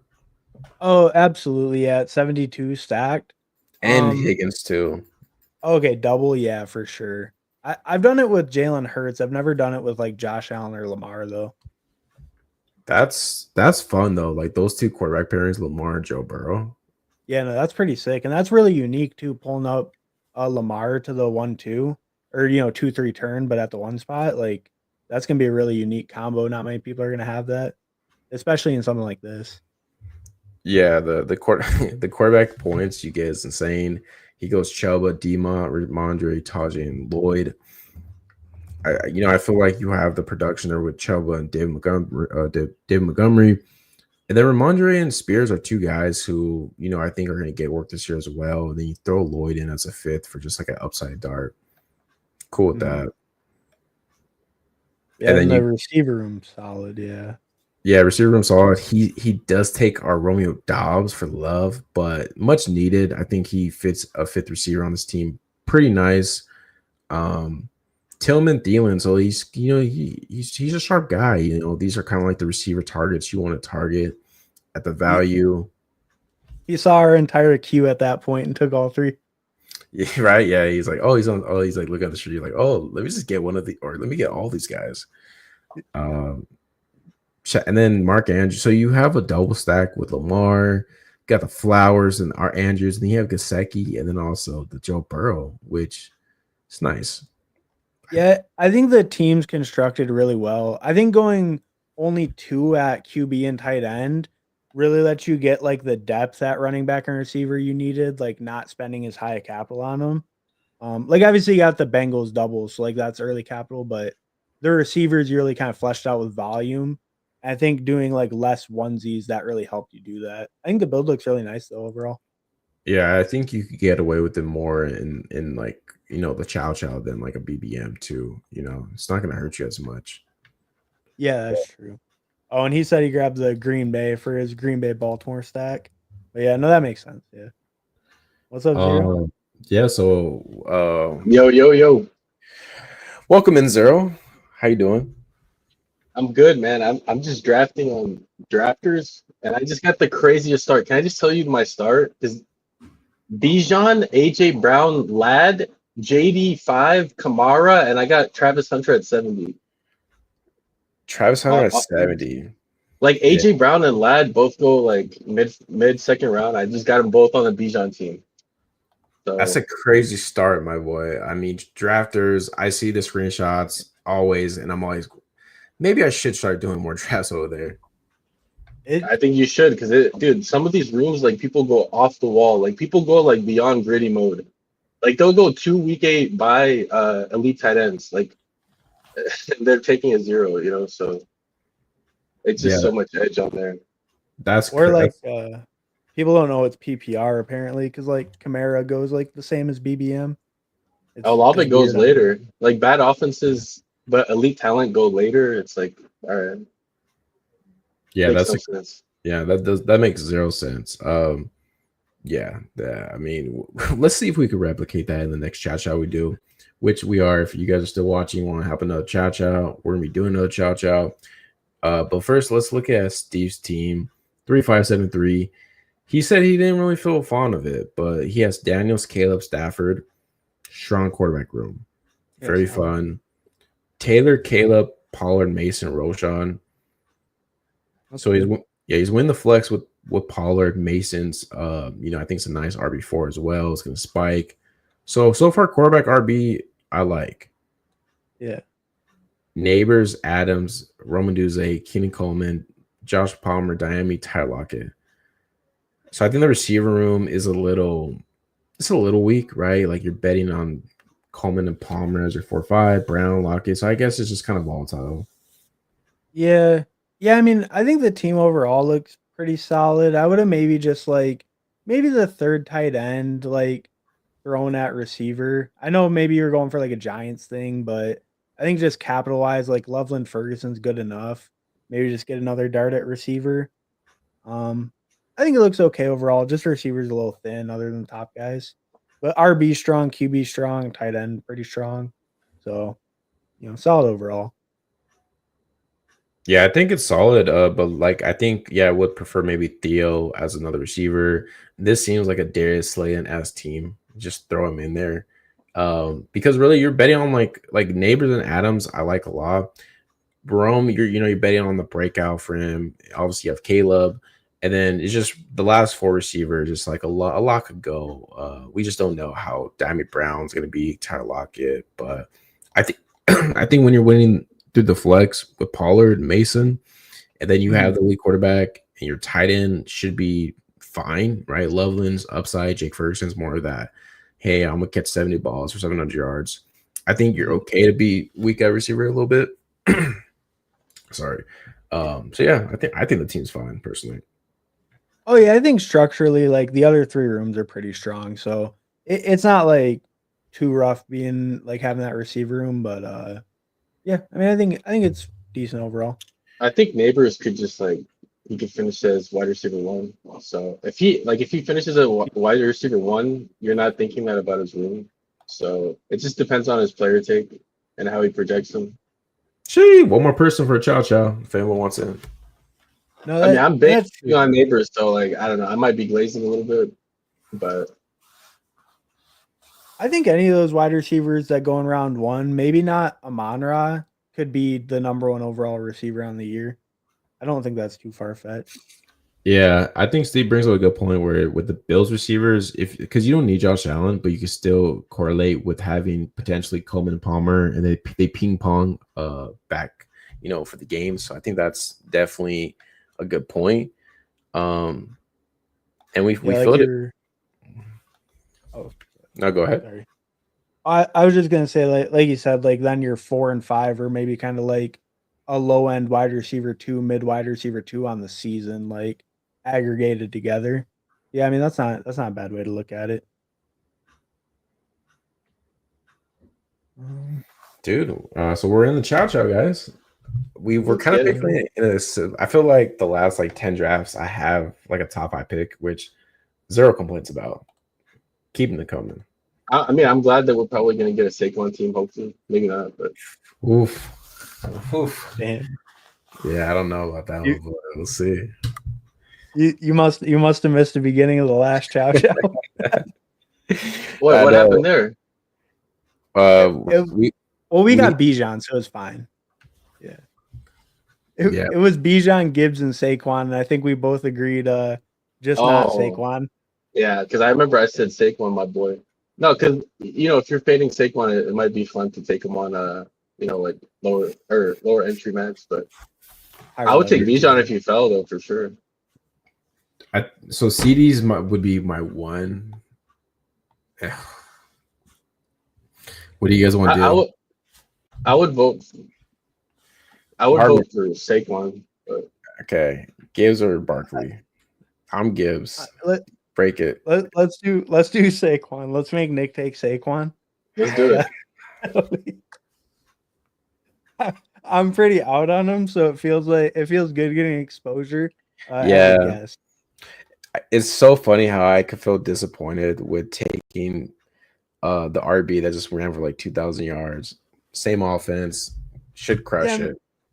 I mean, he's only the Eagles RB1 that ran for 2K. Like, right. I don't know. Yeah, I'd feel bad if I got him too.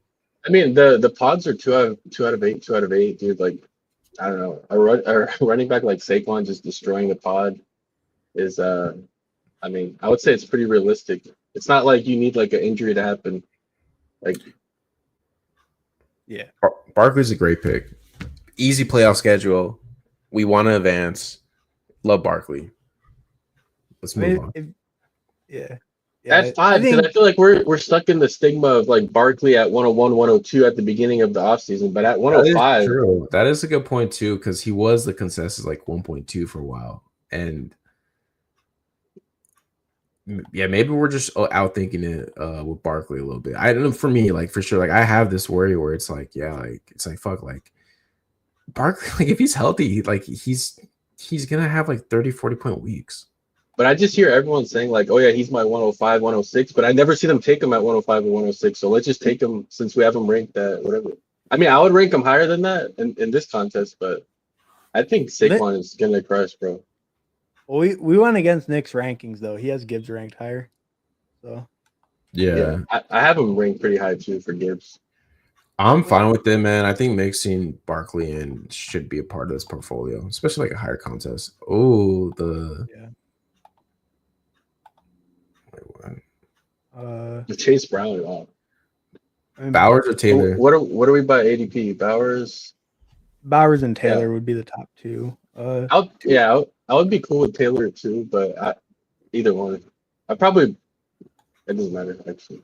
Whatever you want. Either one, yeah. Let's go Taylor. Yeah, yeah. I think it's easier to come out of a two running back hole than like a running back tight end hole sometimes. Well, we were just talking about the tight ends we like later, where it's like there's the group of tight ends, like so it's like that's kind of like mindset where it's like let's just take the Taylor and then we'll target the tight ends we like later. Every time I start a build like this, I feel really good about it. Because the wide receiver targets, bro, like we have the wide receiver targets. It's not like we're guessing. Like we know who we're going for, Like there's so many mispriced wide receivers because they had a down year last year. Like Devonta, because they passed like 400 times. They might pass like 550 this year. Like there's so many good wide receivers, man. Well, I think especially with Hurts and Kittle moving up, like we know at the 4 or 5, we're probably gonna be looking at receivers mostly. So yeah, it feels good getting that double RB. I didn't really say anything last pick. I have a tough time between Taylor and Bowers. Me too. That's a tough debate every time. Yeah. I'm usually going Bowers, but like I like JT too. If you could like move us to the top, I think it might be easier to see the players. Oh, okay, I got you. Higgins goes. Real quick, I'll go Higgins for sure. Yeah, that's my vote. Here above, yeah. I think he's closer to those like Lad McConkey type receivers than like the 3rd round type receivers. So he's kind of a tier above these receivers, I think, with Higgins. That is. I think like we don't need the absolute nuts either, probably, and like, I mean, he could be the nuts too, but it's like, man, he just feels so safe with his like offense. The defense is trash. Like, I don't see them changing what they did. It's just, how are we clicking him at 29? Why isn't he like going higher? Dude, like, he was the guy you needed. He was the guy. He was the guy you needed last year, but I think he's missed time like every year with like his hamstrings. They're never healthy, right? And then like he's been pretty inconsistent. Like he can be a guy that can give you a 0, and I like. The spike weeks are more valuable in best ball, obviously, but I think Higgins last year was a pretty nice outcome compared to the last couple before that, right? And he does miss time very often in his career. I think it's kind of a big thing too. That's very fair. You guys perfect for best ball. Are you guys able to see the board? Yeah. Better? Yeah, it's good now. Better? Yeah. Okay, let's go. So at 44, can we see about ADP? What do we got? Dude, Jaden Kittle? No, I would go like a wide receiver, probably. Over one of the elites, potentially. If Jaden comes back, I'm cool with Jaden, but I wouldn't go Kittle. I mean, I would go like if we get Big Mike back, I would probably rank it like JD5, Big Mike, and then the others. What were you gonna say, Hardman? These guys are all falling quite a bit. Like I know, yeah. I guess I'd probably also be Jaden, but like I guess Terry's kind of the best value, but dude, yeah, I think I would go Jaden. I think Jaden, yeah, elite quarterback. 44. That was a big fall for lately, especially. Yeah, why did it fall? Like, dude. When you look at Josh Allen and Lamar, they both went around before we just picked Jaden Daniels. And we got the quarterback 1. This is crazy because like if Stars was in our pod, he would have gone at like 20 something. But we got him like pretty late. And now we get and you know what's nice? We got Higgins at a fall or 2 for a receiver 1. Oh yeah. Dude, fuck it. I mean no. We have a Burrow later, like at 72, if you really want that. Okay, good. Whew. Damn, you're lucky Jalen Hurts got picked.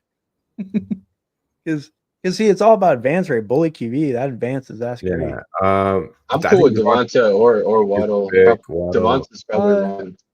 Probably Devonta, yeah. Get the team correlation. Isn't Devontae Smith just T. Higgins in a way, right? Like, and then He's what everyone wishes Tank Dell was. Like he's like Slim Reaper, bro. Like durable, reliable. Like if Nico goes out, you really think Tank Dell would have done what Nico did? But dude, like AJ Brown missed his time, and Devonta's like 80% of AJ Brown, like maybe even 90 production wise. Well, like obviously on this team it wouldn't work, but like if Saquon gets hurt too, then it's like just the pass rate. Like Devonta can smash that way too.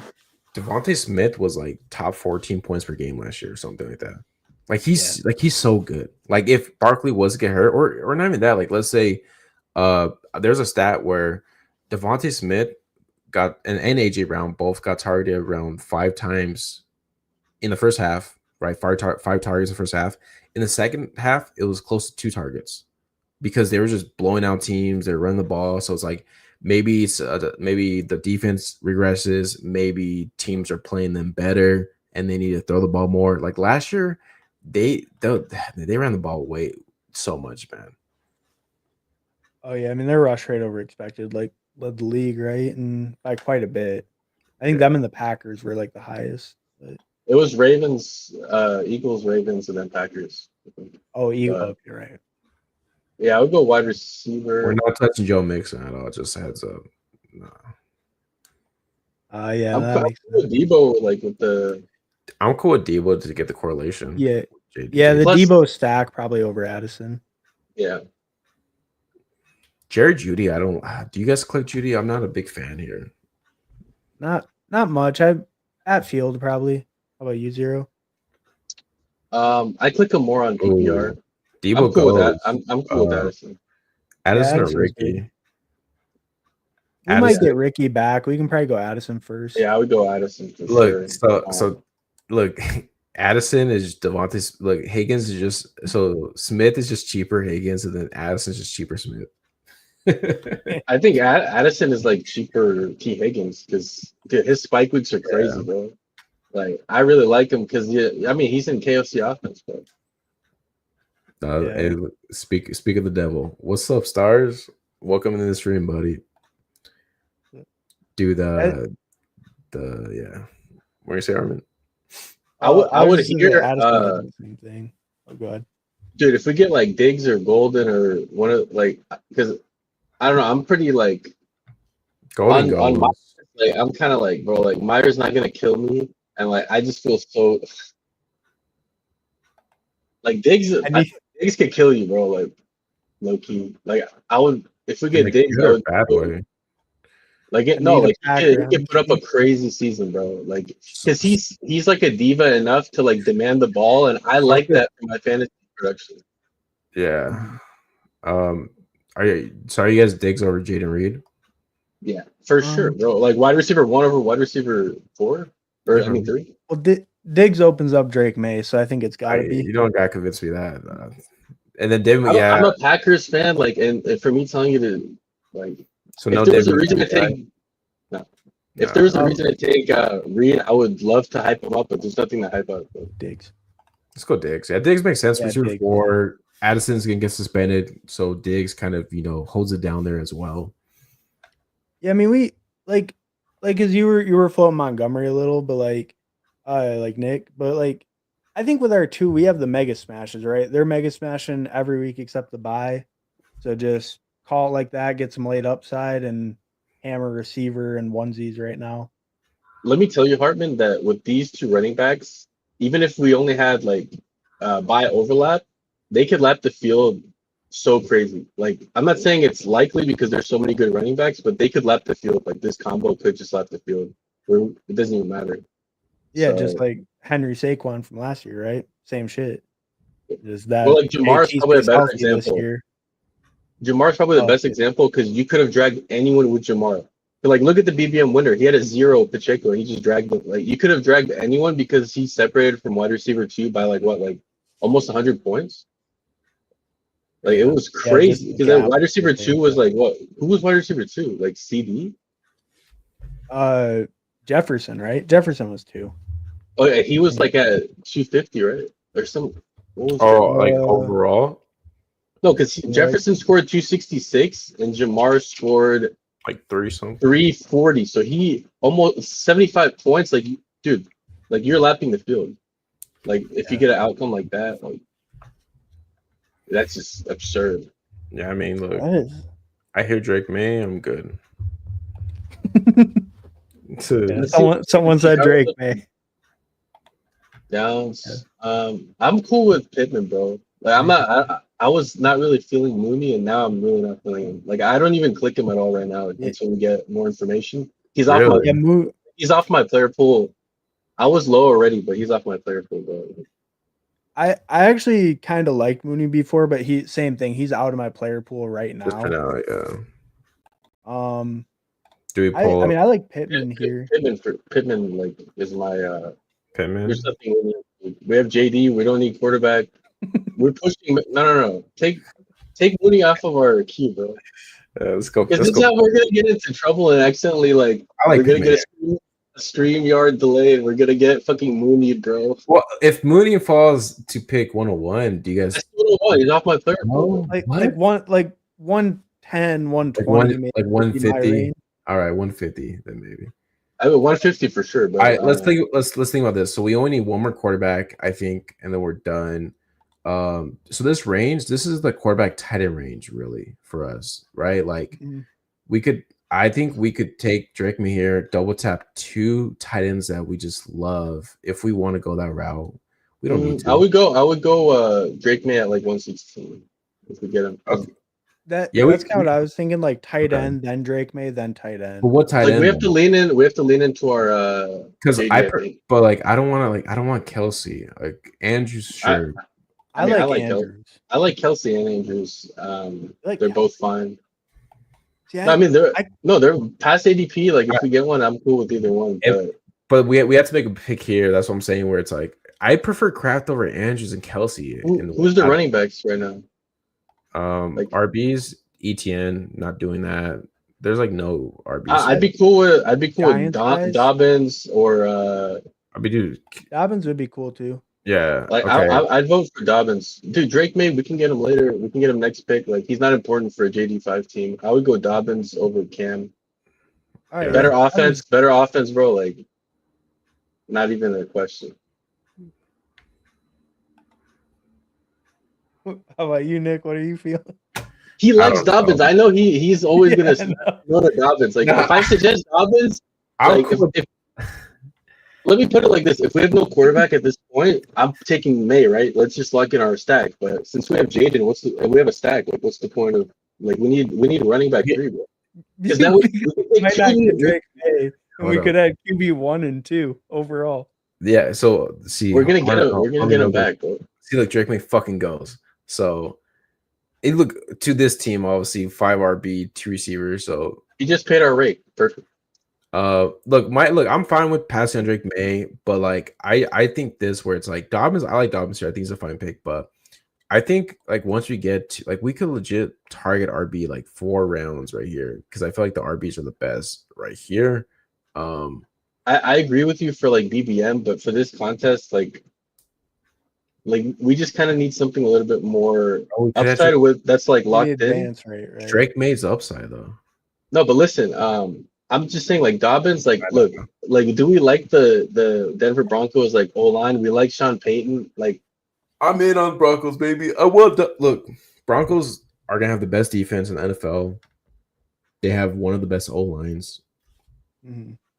And if Dobbins is gonna have a role all year probably. And if Harvey sucks, then Dobbins could just like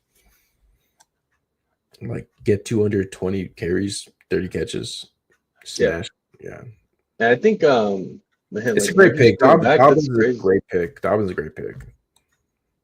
Wait, it's dude, okay, trick me. What the hell? Why is Andrews falling? Yeah, it's okay. I don't know. Yeah, I mean any of those tight ends would be good. We could double tap or we grab a QB here. Let's see what comes back. But I guess forget Andrews. Oh yeah, that'd be cool actually. I'd be cool with either one. Yeah, Andrews or JJ is my second probably, and then Warren Kraft. Yeah, because for quarterback, we could do JJ and just stop at quarterback. Yeah, let's do that. Actually, I'm cool with that. Unless Hartman wants someone else, but No, I kind of think so. I mean, unless we did wanted to do like same thing like Lovecraft or something, but I think unless you think any of the tight ends are a tier above, then we just take JJ here. I think they And then would be grab. if we didn't have like a stack. But since we got the stack, I'm cool with it. Yeah, I don't see yeah. anything that we need. So it's kind of like it gives us flexibility. Like we're done at QB. I do agree that let's just be done at QB. And JJ McCarthy's a fun quarterback. We're going against Jefferson because we have Addison. And yeah, I think it's fine. Let's stop at 2 QBs. This is fun. We're betting on the second year players. Both could run the ball, good offenses. It allows us to go 3 tight ends too. We can tack on our Ertz if we want to. But I do want one of these tight ends. Hopefully Kraft or Love falls. I doubt they will, but if not, then do you guys consider Junkins at all here? Or is it more No, like he's off my player pool too. Like he's off my player pool more than Mooney is. I mean, I'm definitely still picking some Judkins in the 120s. Like, I mean, I'm trying to draft the number 1 team, right? Like, if some have to die for the case, like Judkins back there just the upside. Like, Oh yeah, no, and BBM and stuff for sure.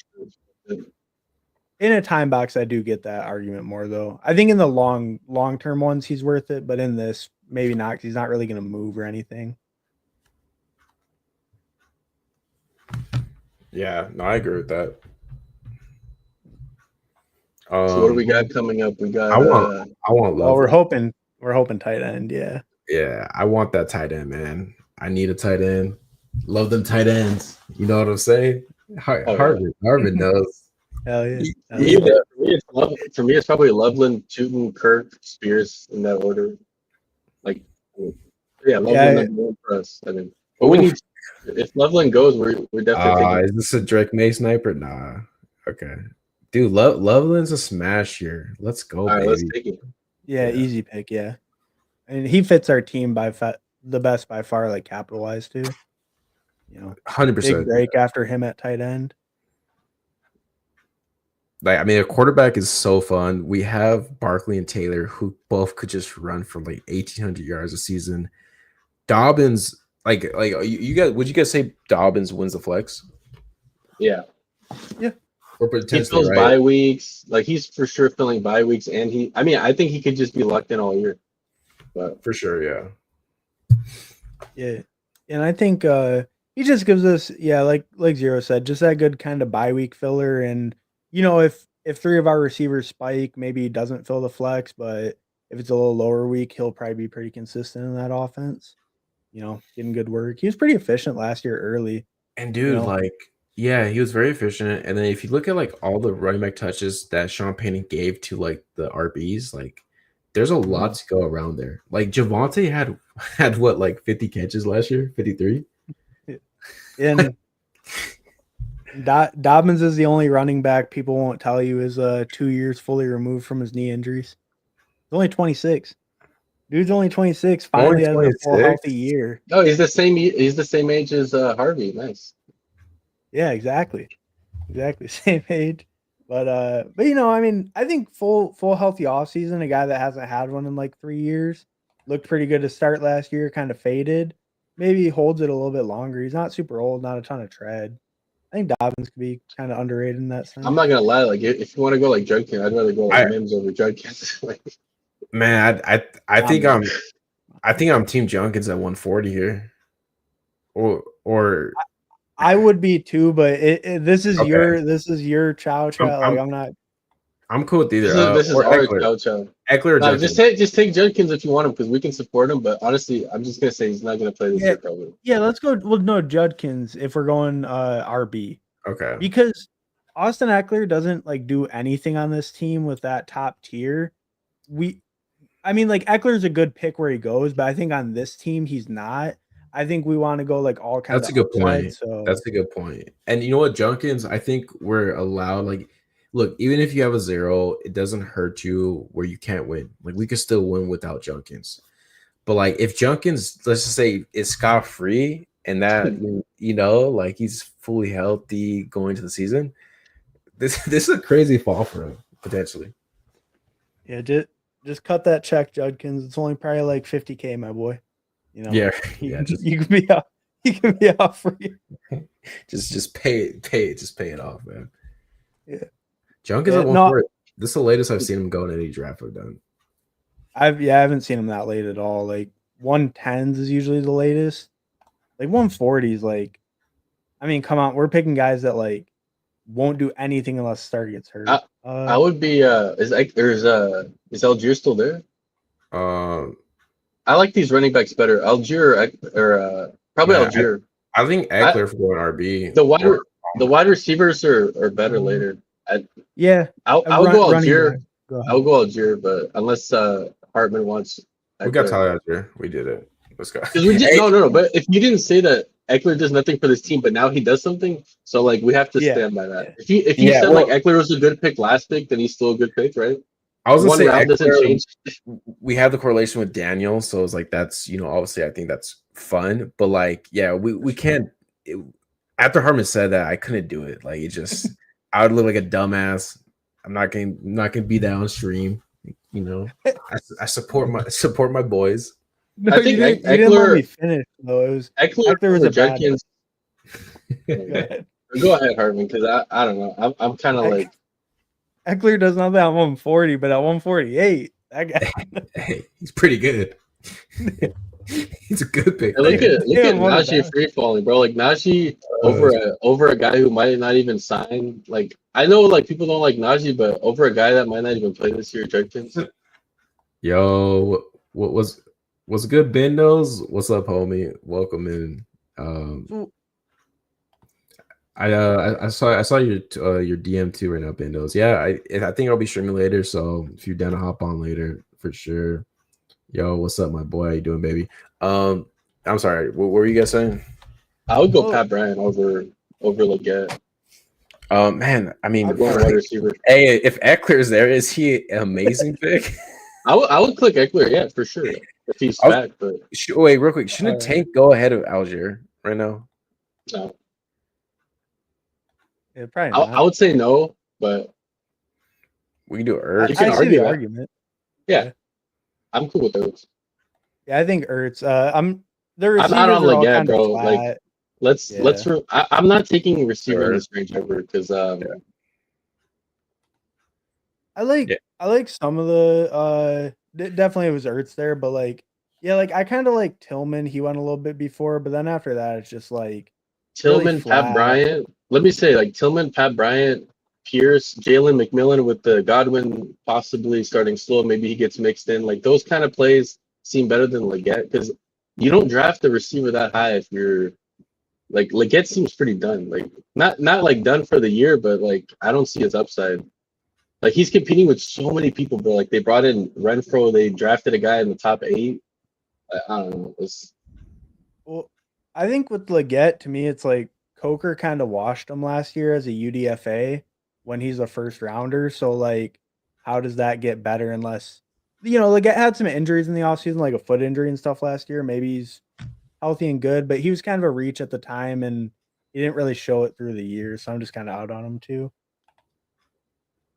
I'm cool with Pat or one of these. Thielen. I feel like Thielen would make sense at the 6. Pat, I'm cool with. Yeah, either of the top 2 would probably be for me. I like Pierce too, but probably the top 2 the most. Does Ford make sense on this team, or not? No, not with. No, we have Quinshon. I know, but play safe, guys. Come on, insurance backs. Don't hedge yourself. You have 1,000 teams to hedge yourself. Playing it safe. So we could do Thielen or Pat. I mean, Pat with the Broncos, but Thielen I like at value here. What do you guys think what this team needs? I would lean like Pat Bryant very slightly, so it's not that like whatever you want, basically. Like I'm cool with it. Yeah. Let's do Pat. Let's do the upside rookie because I'm sure we'll get, Well, the Nick I like taking one rookie, Bryant. So yeah, I like taking one rookie. Just I don't know, just what if Yeah, some upside. Come on. Yeah, you can tell yourself you have some upside in the lineup. Yeah. Adam Thielen, what's his upside? Well, probably pretty good actually, but receiver one regardless, for a month, yeah. Yeah. something like that. Yeah, no, I mean, I'm pretty in on Pat Bryant. I think their receiver room is so weak. Even like Sutton, it's like he's a decent number one, but he's never really been like an alpha or anything special. So I think the talent he's up against, he could wash them, and they're a good offense too. So getting a piece of that doesn't feel too bad. Yeah, I'm fine with it. I still like Pierce, even though we have Pittman, because I don't know, like I like betting on. I feel like the Colts are all too cheap, like collectively. Is this a 2-5-7-3 or 2-6-8-2 build? Or I'm sorry, 2-6-7-3 or 2-5-8-3.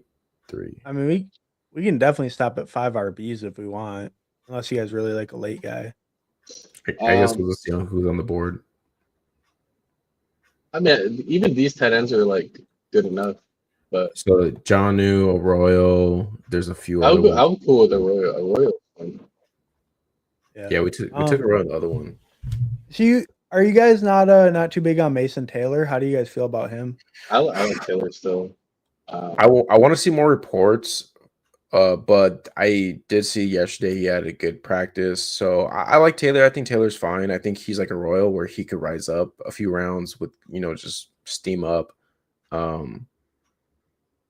I think with him it's just like so little competition. I mean, I like Arroyo and Taylor, but probably here just stealing, right? Adam Thielen, man. Yeah, I was kind of hoping that he would get taken so we can take Pierce, but I'm cool with Thielen. Thielen's like a ADP value, and man, wow, 22 pass, 22 picks, so like 2 full rounds. Like if Steve was in this room, dude, no shot. No shot. Yeah, why is that Severs missing the big stream?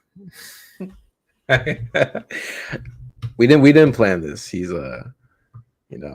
he'll be back on the next one. I'll say that. Zero. Hey, where's the tequila, Zero? And it's like 1 p.m., bro. And this was impromptu, so I didn't even have time to get it. It's never too late for tequila, man. No, it's too early. It's not too late. Yeah, it's too early. It's too early for it.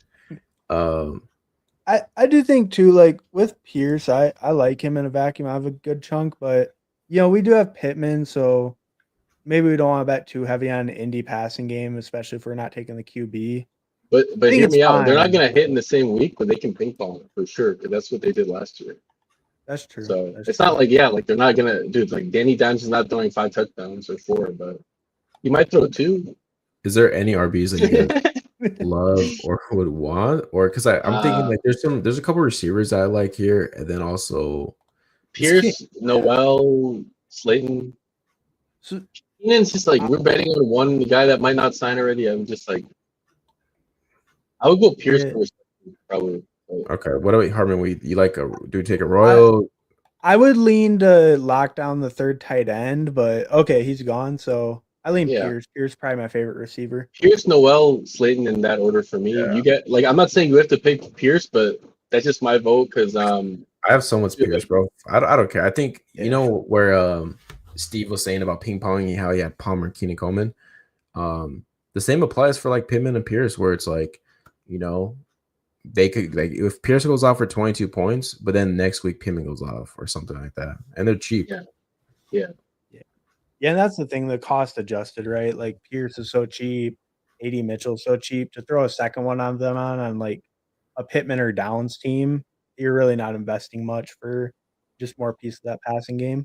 I'm just thinking like Pierce, like a full round and a half past ADP. He like didn't live up to the hype like his first years, but he was fine. Like, dude, like he didn't even do that much worse than like Worthy, like stats wise. Like he had like 500 something yards, but he had a shitty quarterback play that couldn't even hit him.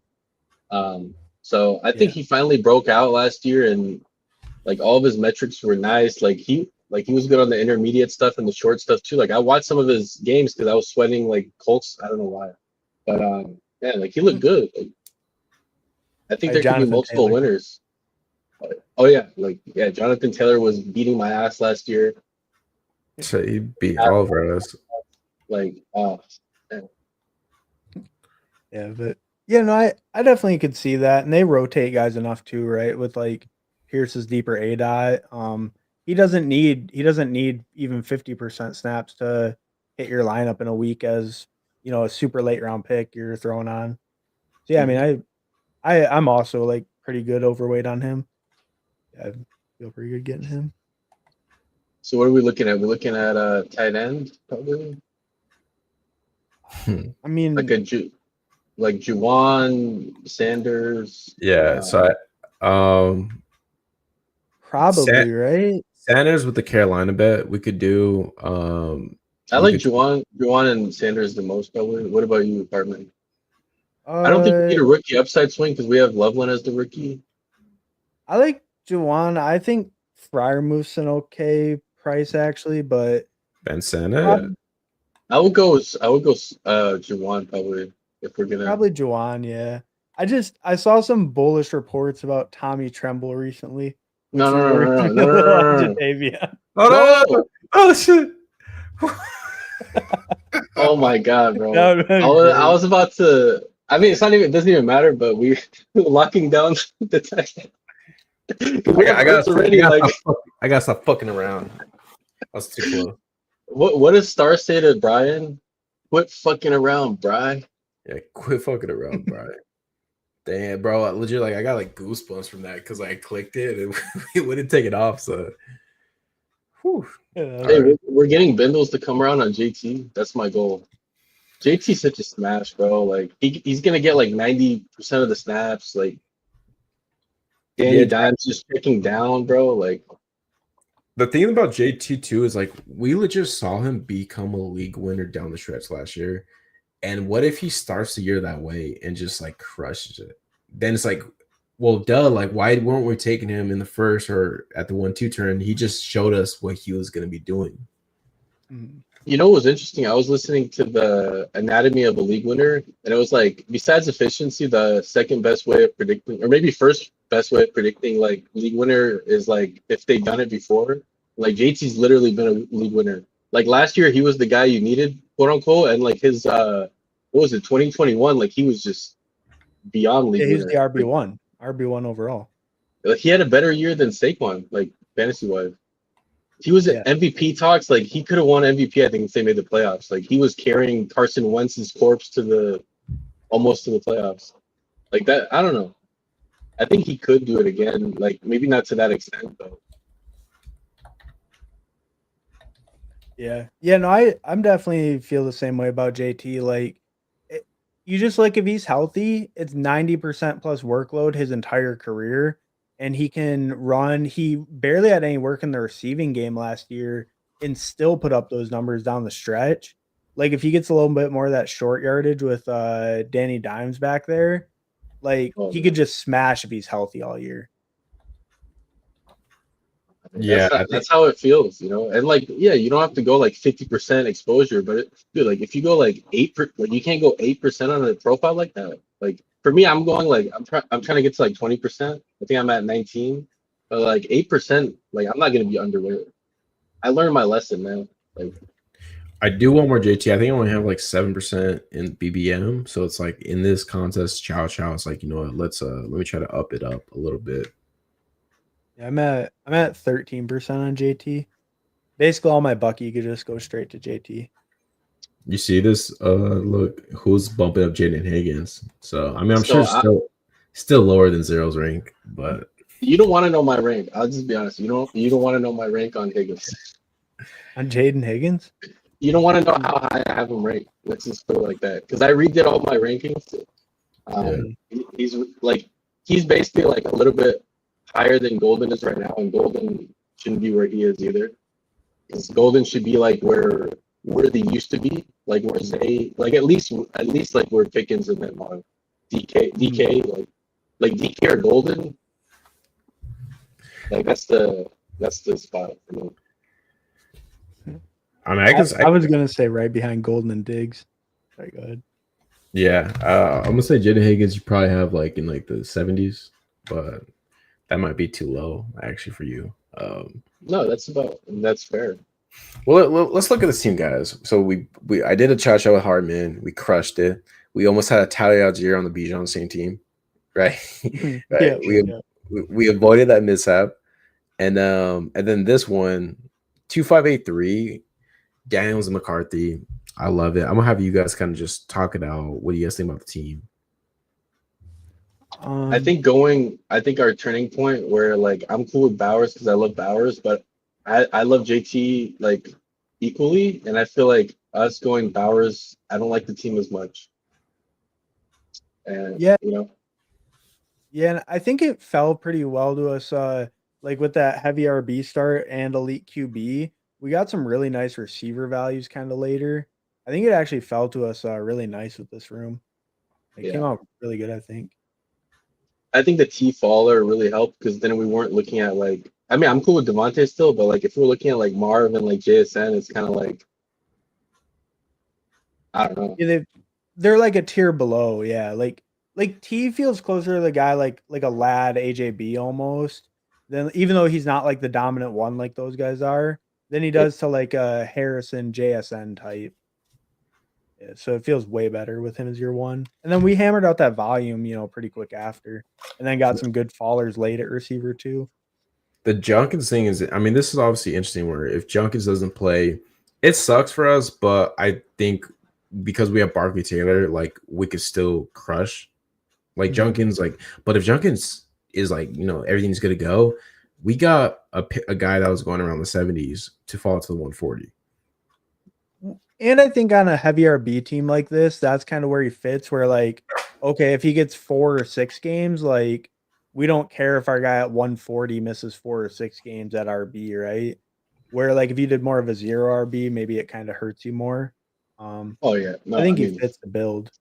that's why when you suggested him, I'm like, dude, like we have Dobbins as our 3, but we have JT and Saquon. Like we can add whoever we want. Like we could have stopped at 3. Like we could have. So us We could have adding like that Barkley. exactly. So us adding like potential 0, but he could be a league winner, Judkins, and then Algier. I think it's beautiful because we have like 3 kind of volume plays, and then we have like 2 upside. Yeah, I like how we got the receiver room pretty good too, man. I mean, Higgins falls to us, which was a nice gift, and then Smith, Addison, 3 talented young receivers, second fiddle on good offenses. Diggs, Pittman, Pat Bryant, and then some good fallers with Thielen and Pierce. So I feel like this receiver room, after going 2 RBs, we did a good job. It's beautiful. And then tight end, I think it's pretty good too, because we have the Loveland upside, and then we got Ertz. Who's our third? We got Juwan, right? Yeah, Loveland, Ertz, and Juwan was. I like that, man. You take the upside rookie, and then you just back it with 2 kind of like.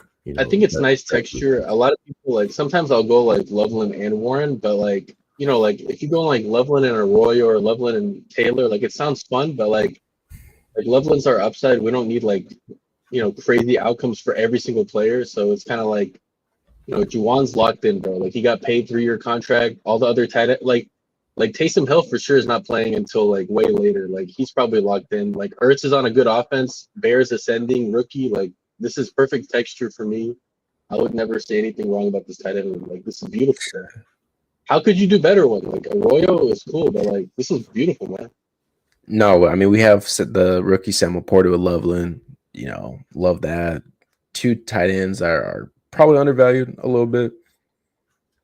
Well, I gotta disagree with you there. I think Sam Laporta is not close to the prospect that Colston Loveland is. I'm sorry, you're right about that 100%. Thank you for correcting me, Harbin. Oh wait, we could have Drake May though. Oh yeah. I kind of like it. I kind of like it. I don't know why. Like, hear me out. Like I'm not as big on JJ. I'm not as big on JJ, but like on a team with Jaden, it's kind of like we got our pocket guy that has a little bit of mobility too. Like we have our stack with Jordan. Like I don't know. It's kind of nice. No, I like it. I think JJ McCarthy is I want to be overweight on him because every quarterback that starts with Kevin O'Connell, they produce fantasy points. Joshua Dobbs averaged 20 points per game during the 2-month stretch, and he's like one of the worst quarterbacks in the NFL. Is he still in the league? Where the hell is he? I know he's on the Cardinals at one point. He's the Patriots' backup quarterback. Wow. Sam Darnold's bum ass. Yeah, Sam Darnold was a quarterback 6, where it's like, but like this is where the market, it's like, like do you like what do you choose? Where it's like Sam Darnold was a quarterback 6, I think, right? Quarterback 6 overall. But he goes quarterback 32 or 30 or something. So it's like, okay, so that's telling me that they don't think Sam Darnold was the reason why he had a successful year, that it's the Vikings offensive environment. If that's the case, then JJ McCarthy should be higher. Right? No, I think Well, Darnold is very underrated. He's a very good prospect that, like, if he didn't start his career, like, look what happened to Geno Smith. Look what happened to even Aaron Rodgers, like, last year. Everyone was saying retire. Like, Jets are a horrible organization to play for. So he kind of went to, like, the worst place. And he was going up against, like, prime Bill Belichick still. Like, I don't know. Like, I'm not really holding it that much against him because he was a good prospect and he finally got a good environment. Like if Patrick Mahomes doesn't go to Andy Reid, is he Patrick Mahomes? You know, like, stuff like that. It's just, I think he could still produce this year on Seattle. I don't think. I mean, he doesn't cost a lot. Like, I think he's fine at price. And if I have like, I mean, I'm never taking JSN, so it's hard for me to take him in sacks. That's the tough part. Is like if I don't want to backstack in with like Arroyo and MVS. Like, I think that's ugly. But I think Arroyo's fine because he's gonna play X, but I think just like the Seahawks are, I think they're a bad setup for Darnold too. Is kind of the problem where you're like, yeah, like he has the talent when he's put in a good situation, but I just think that their setup isn't good with that O line, and like, the receiving talent's okay overall, but I think it's just a setup that really hurts his skill set. Where like maybe a guy like you said, like Geno, he's actually kind of good in that kind of system because he can scramble a little more and stuff. Where like Darnold, he kind of needs like the point and shoot type offense, like maybe like a Browns or something would fit so him. if Darnold is still starting week 17, like that's a matchup I want though. So it's kind of tough. Like if we're doing total True. points, like you can get you don't need him, but he's still a good value. But like in playoff pods, like week 17, like Panthers, like what's a better matchup? Like I guess like Cardinals, Bengals probably better. Packers, Ravens is up there, I think for me. Like Redskins, Cowboys. After And that, like that dude, Panthers defense, like I'm attacking that personally. So yeah, I that's a don't good know. point. It's tough. It's tough, man. We have Thielen for that game, so I in guess. that Panthers game, I'm attacking Kent K9. K, K9's my K, go-to. K9 and Tet on the bring back. Exactly. So that's a good. I think that's a good way to play it. You Or can't get. Charbonne's I see fine what you're too. saying though. Yeah, Oh, yeah, definitely. yeah. I see what you're saying on Darnold though. That is a good point. He's a good value if he starts all 17 for sure. Oh, for Yeah. sure. If he starts, which I do think he is going to start. Like, I don't think Jalen Monroe. So it's like, okay, if he, well, it's like, okay, like let's say Sam Darnold is a better quarterback than his ADP, and like he has JSN Cup. Like maybe JSN Cup and Walker are just like an offense you kind of want to have some exposure to because they just kind of overperform the ADP, which I could see. You know, I mean, Sam Darnold did support JJ and Addison last year in fantasy. Yeah, Yeah. like if I have like Kenneth or I have Sharp, I don't have a lot of JSN, but if I have one of those two or JSN or Cup, like I'm always like down to add on like Darnold as like a third or a second because like dude like I know like we joke about Dart and Shao, but like Milrow has probably dude like Darnold has to get hurt and like some other shit has to happen. He's not ready at all. Like he's so wrong, bro. Like Yeah. Yeah, no, I mean I'm pretty much the same. I guess I see a little more bench risk, but I don't know. Just cuz like if they have a really bad year, but I don't know. Darnold's like he's not the worst QB in the world. I just worry about bench risk, not in the sense he plays so bad, but in the sense like they don't Well, want to guarantee his contract like dimes. I think their division isn't like it's not as strong as it used to be with like the Rams at their heyday and the 49ers at their Super Bowl form. So and the Cardinals like they're like average for me. So I think schedule wise, like people talk about Russ getting benched, I could see that more than like Darnold even because like their division's not that strong. Yeah. Yeah, no, I can see that. They could be more competitive. But yeah, I think if they're competitive, I could definitely see it. But If they're This is not a little hard. competitive, then maybe they want to see Jalen Moreau the last few games. Yeah. Like I can I see I wanna just that. see him. worry. I just worry he gets done like Danny Dimes, like where they're like, we don't want to guarantee the contract, so we just bench you to not injury guarantee it. See what the young guy has, and Yeah, then kind of that was possible. reevaluate. My only pushback to that is like their division was stacked though. Like even like Cowboys were like the third worst team, and even they were almost 500 with like Cooper Rush. So like that That's division was true. tough. Like there was no way that they could compete. And like last year, like dude, like they were fighting till the last game, like week 18 for the play for the division. And like 49ers defense is worse. Rams, I don't know, bro. What's up with the Rams? Cardinals, average. Is that fair? Like to say Cardinals are probably going to be an average team, not a horrible team, but their offense might be fun. But I mean, they always are. Kyler just they always fall off by the end of the year. Yeah, that is a fair point. Their division's not nearly as strong. It would really be maybe if the Rams like emerge or Niners emerge or something and they're out of the race, but that's maybe a lower likelihood outcome. Do you guys know like the over under for these teams? I know 49ers have 8.5 for all of them. 49ers have a 10.5, I think, for win total. But that goes to show how weak the division is, because like 49ers roster got depleted, bro. Like So let's look. their defense like took a hit. Yeah, Like, 49ers 49ers are 10.5, Rams are 9.5, Cardinals are 8.5, and Seahawks are 8.5 wins. That's higher than I realized. But that's what I'm saying. Like they're right there. Like, what's like the Patriots win total? Like, okay, like, I'm not even trying to talk shit, but I'm just curious because everyone's high on the Right. Patriots. 6.5, 7.5 probably. Patriots are They have an 8.5. easy schedule. Okay, man. So, no, like They if have an we're easy excited about the schedule. Patriots, we could be a little bit excited about. I mean, like I don't know. I kind of like facing the Rams twice a year. Like McVay is like he's gonna put up points. Like there's some meat on the bone that people are underrating, bro. Like, and that's why when I go on drafters and I get Darnold at 190 sometimes falling, I'm like what? Like I don't know. There's some meat on the bone for sure. JSN, is he the same talent as Garrett Wilson? I think he's not more. even He's close. probably. I It's would tough, say man. no. It's But tough. go ahead. It's tough, man. Dude, I have such a hard issue with the receivers in the third round, like with JSN, Garrett Wilson, Marvin Harrison, and Adams. Like, how are you guys like before like I jump off? Like, I do kind of want to just kind of talk this a little bit where it's like when you guys, I mean, you could go a different direction, obviously, but like between those four receivers, how do you guys have them ranked? What's the four?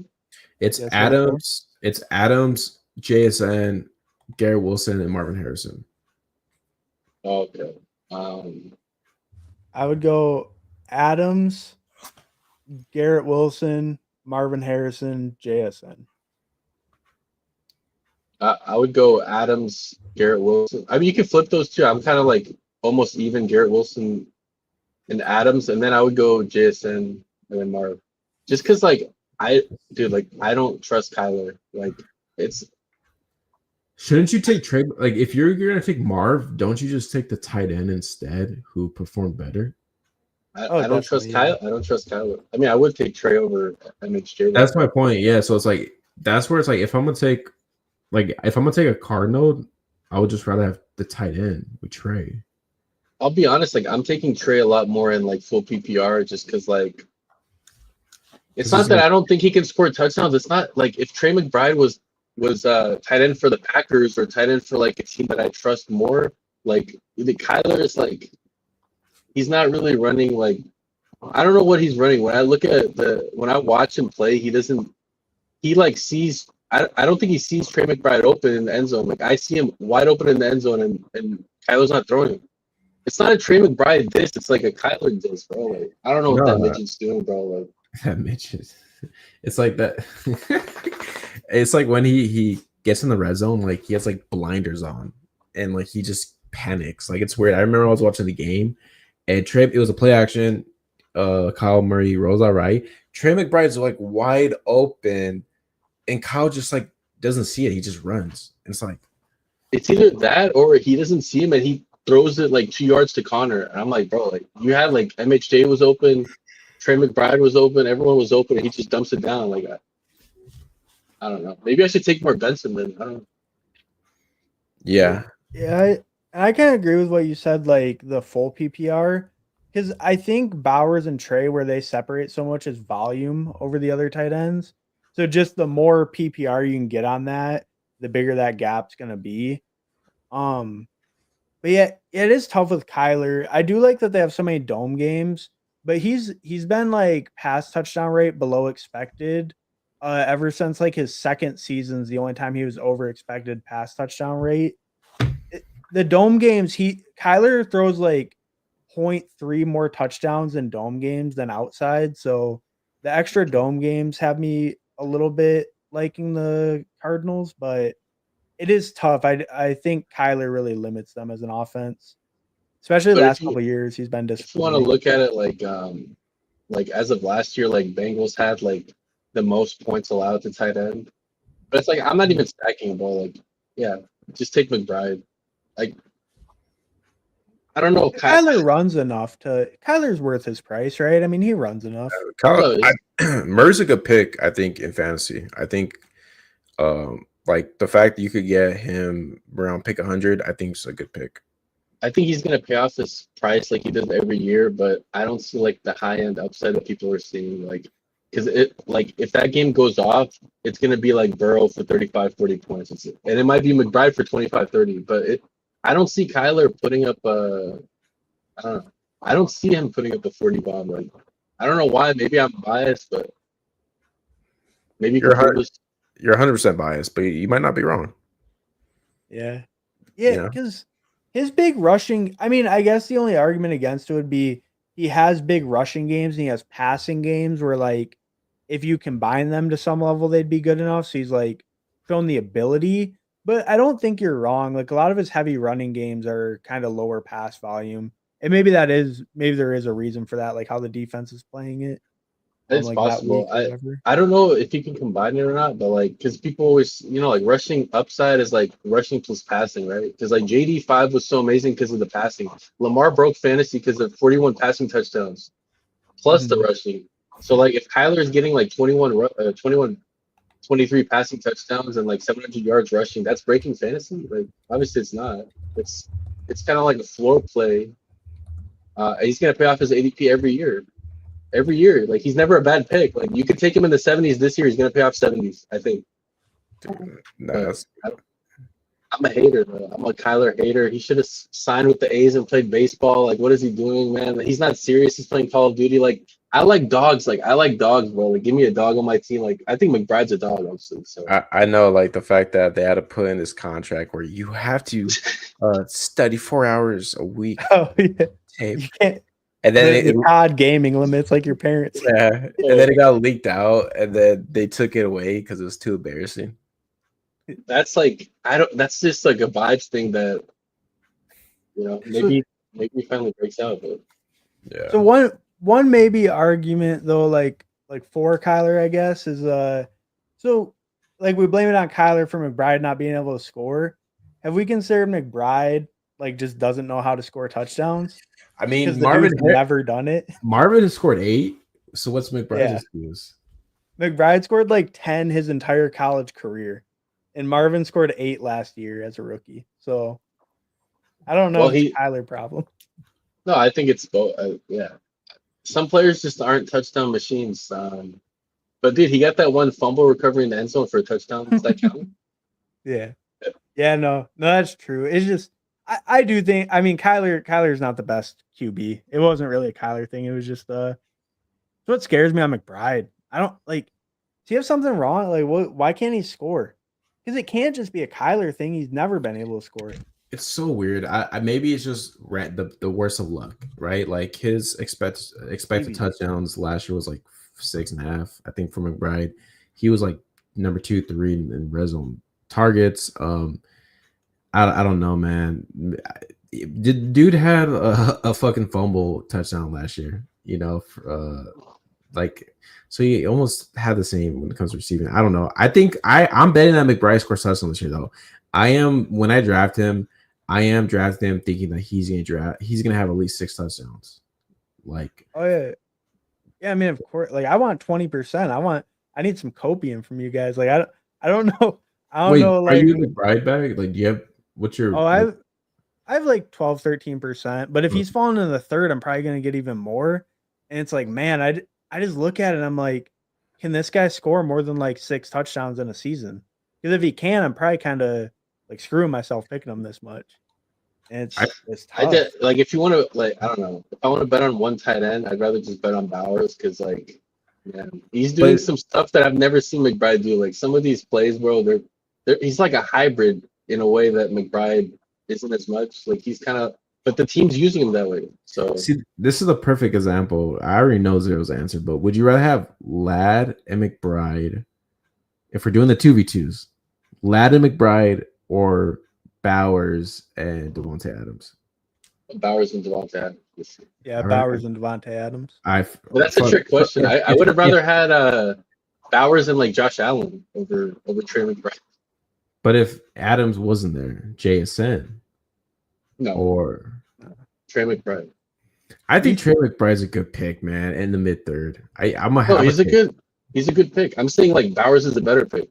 I'm not saying Trey McBride is a bad pick. I'm at like 8% at least, but I go back. I think I go back and forth on elite tight end. I think elite tight ends are solid picks. I'm gonna have probably like 50% McBride, and then I'll probably have like 10% Bowers. I think I'm like people. Go ahead. No, the only thing I'll say is like there's like people kind of like take elite tight end and then they build the same exact team almost with that tight end. It's like I have McBride, so now I need Kyler. Because like you'll see people post the same teams. Like you don't need Kyler on every team. Sometimes you can take Kyler with just like Michael Wilson. Like you don't need the same exact stack. So I would probably it doesn't matter about the percent of McBride you have, but like the teams are different, you know? Or like Bowers, like I don't want the same Bowers teams either. You know? Yeah, but What is this build that we're seeing on the screen?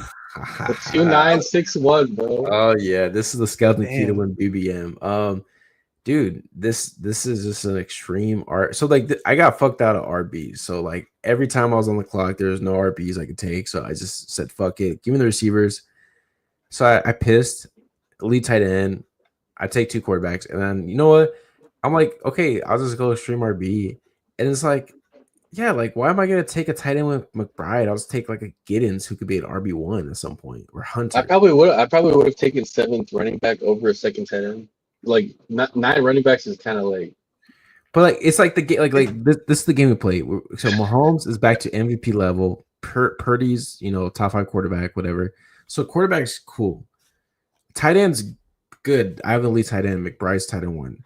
You kind of needed Brashard Smith here, but you don't need these. I know, yeah. Brashard Smith, I wanted to get, but you got like, sniped. You don't need these. Like these 6 receivers are fine. Like you could go in the season with these 6 receivers. So it's like if the weaker position I'm at running back, and they're the best picks later in the draft, they have the most upside because it's mostly about injury. Why not just load up on RBs? Like why do I need to go 7 RBs or 8 RBs? Like what's telling me to go? Why can't I go 9? Tell me, guys. Why can't I go 9 RBs here? So that's the type of shit that you get to the playoff week and then you're like, oh, get all these guys are smashing. I missed it by 10 points in my initial pod. Fuck.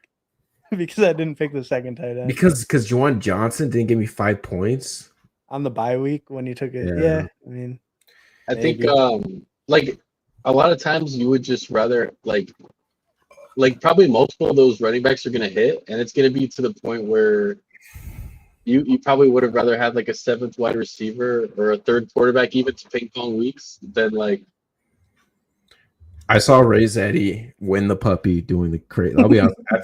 After I saw that build that Ray Zeddy had, it opened my third eye a little bit to like, you know what? Just who like let me at least like be like this guy, build some crazy shit, because I guarantee if he posted that lineup in any like it's like yeah, like you just pay the rake, like that can't win. It's impossible. Dude had 5 receivers on his team, and one of them was Gabriel Davis. Yeah. Like it's just, he cooked, but you ain't raise Annie, buddy. Neither am I. Neither am I. We can't build in structure. It could work, man. This team could work. I think like the one tight end was just like do you really need the 9th running back? But yeah, I mean like. But it's like what's like Juwan. Okay, Trey McBride should get me points all year, then he should crush in the playoffs.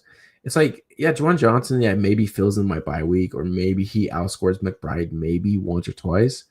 But like Giddens, like it's like I was just thinking, like, yeah, this guy off like forget like what I needed, but it's like like when Puka and Kyron like came out, like I was thinking about this, like just fuck all like the correlation and team needs. Just take whoever you think could win you a league. And I was like, DJ Giddens, if Jonathan Taylor misses 4 weeks, like Giddens is smash. Like I'm not saying it's right what I did, but it's making me think like just take whatever player you think is gonna help you, potentially, I guess, win something, which I thought Giddens was the pick, but I think the Puka and Karen thing is like people need to put it into perspective. It's like, that's okay, a terrible comp. no, like no, it's a fine comp, but let's just compare that to like it's McVay, who's like a Super Bowl winning coach, like boy genius, like top 2 or 3 coaches in the league, top 5, and it's Matthew Stafford. So like, like if we're like digging for like a league winner on like the Cleveland Browns or like Saints, probably not.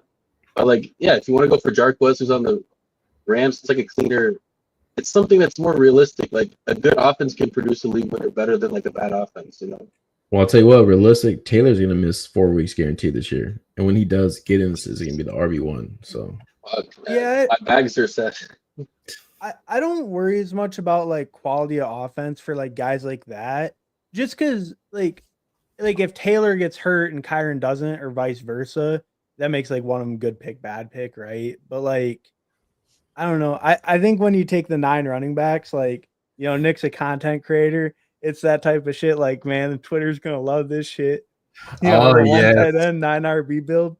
It's just crazy. Like that's it's look, I'm a big Giddens guy, Hartman. I'm just saying like Kyron and Puka, that was a full season smash. It wasn't because of injury. Well, I mean, like it was. Oh yeah. Like no, I'm just saying like that level of smash. You're never gonna see that rookie record and all this stuff. Like you're hoping for like 2-3 games, like from these guys. And it's like, JT knows ball, obviously. Shout out Giddens, but it's like, look, I think like advancing, taking a second tight end is better than 9 RBs, 100%. But it's like, if we're in the season, and but let's say if we're playing like the best of outcomes, like BBM, all the money's won down the line. You're playing like you're drafting like you're right. If I'm drafting like I'm right, Patrick Mahomes is MVP from 3 years ago. Purdy, like my quarterback points are really good. My receiver, like this receiver room could be a smash. Trey McBride scores 240 points, tight end 1. So it's like if I'm at the end of the draft, it's like, okay, like me thinking, okay, like let me get Juwan Johnson because maybe I need to advance by 7-10 points. But then it's like if I'm in the playoff pods and I take Juwan Johnson, who's not going to help me at all because I have Trey McBride, but then Jonathan Taylor gets hurt. And it's like, fuck, like, yeah, I wish I would have had Giddens, who's now projecting to be like a top 12 RB. I don't know if you guys follow me with that, but that was kind of how I'm playing with it a little bit. Yeah, no, I don't think the build's that crazy at all. Like, giving you some shit because it's like weird, but like, I think it's viable for sure. And I think you're just sacrificing a little bit of that initial advance rate. But in the actual playoff pods, I think it's like could be very strong to do a build kind of uneven like that. Also, like it's not just advance rate. Like, I don't know, like playoff pod. If McBride has like a good game that's like 9 points and you miss advancing by 3 points, and like Juwan puts up 12 that week, like I don't know, just to get you through, and then McBride can go crazy.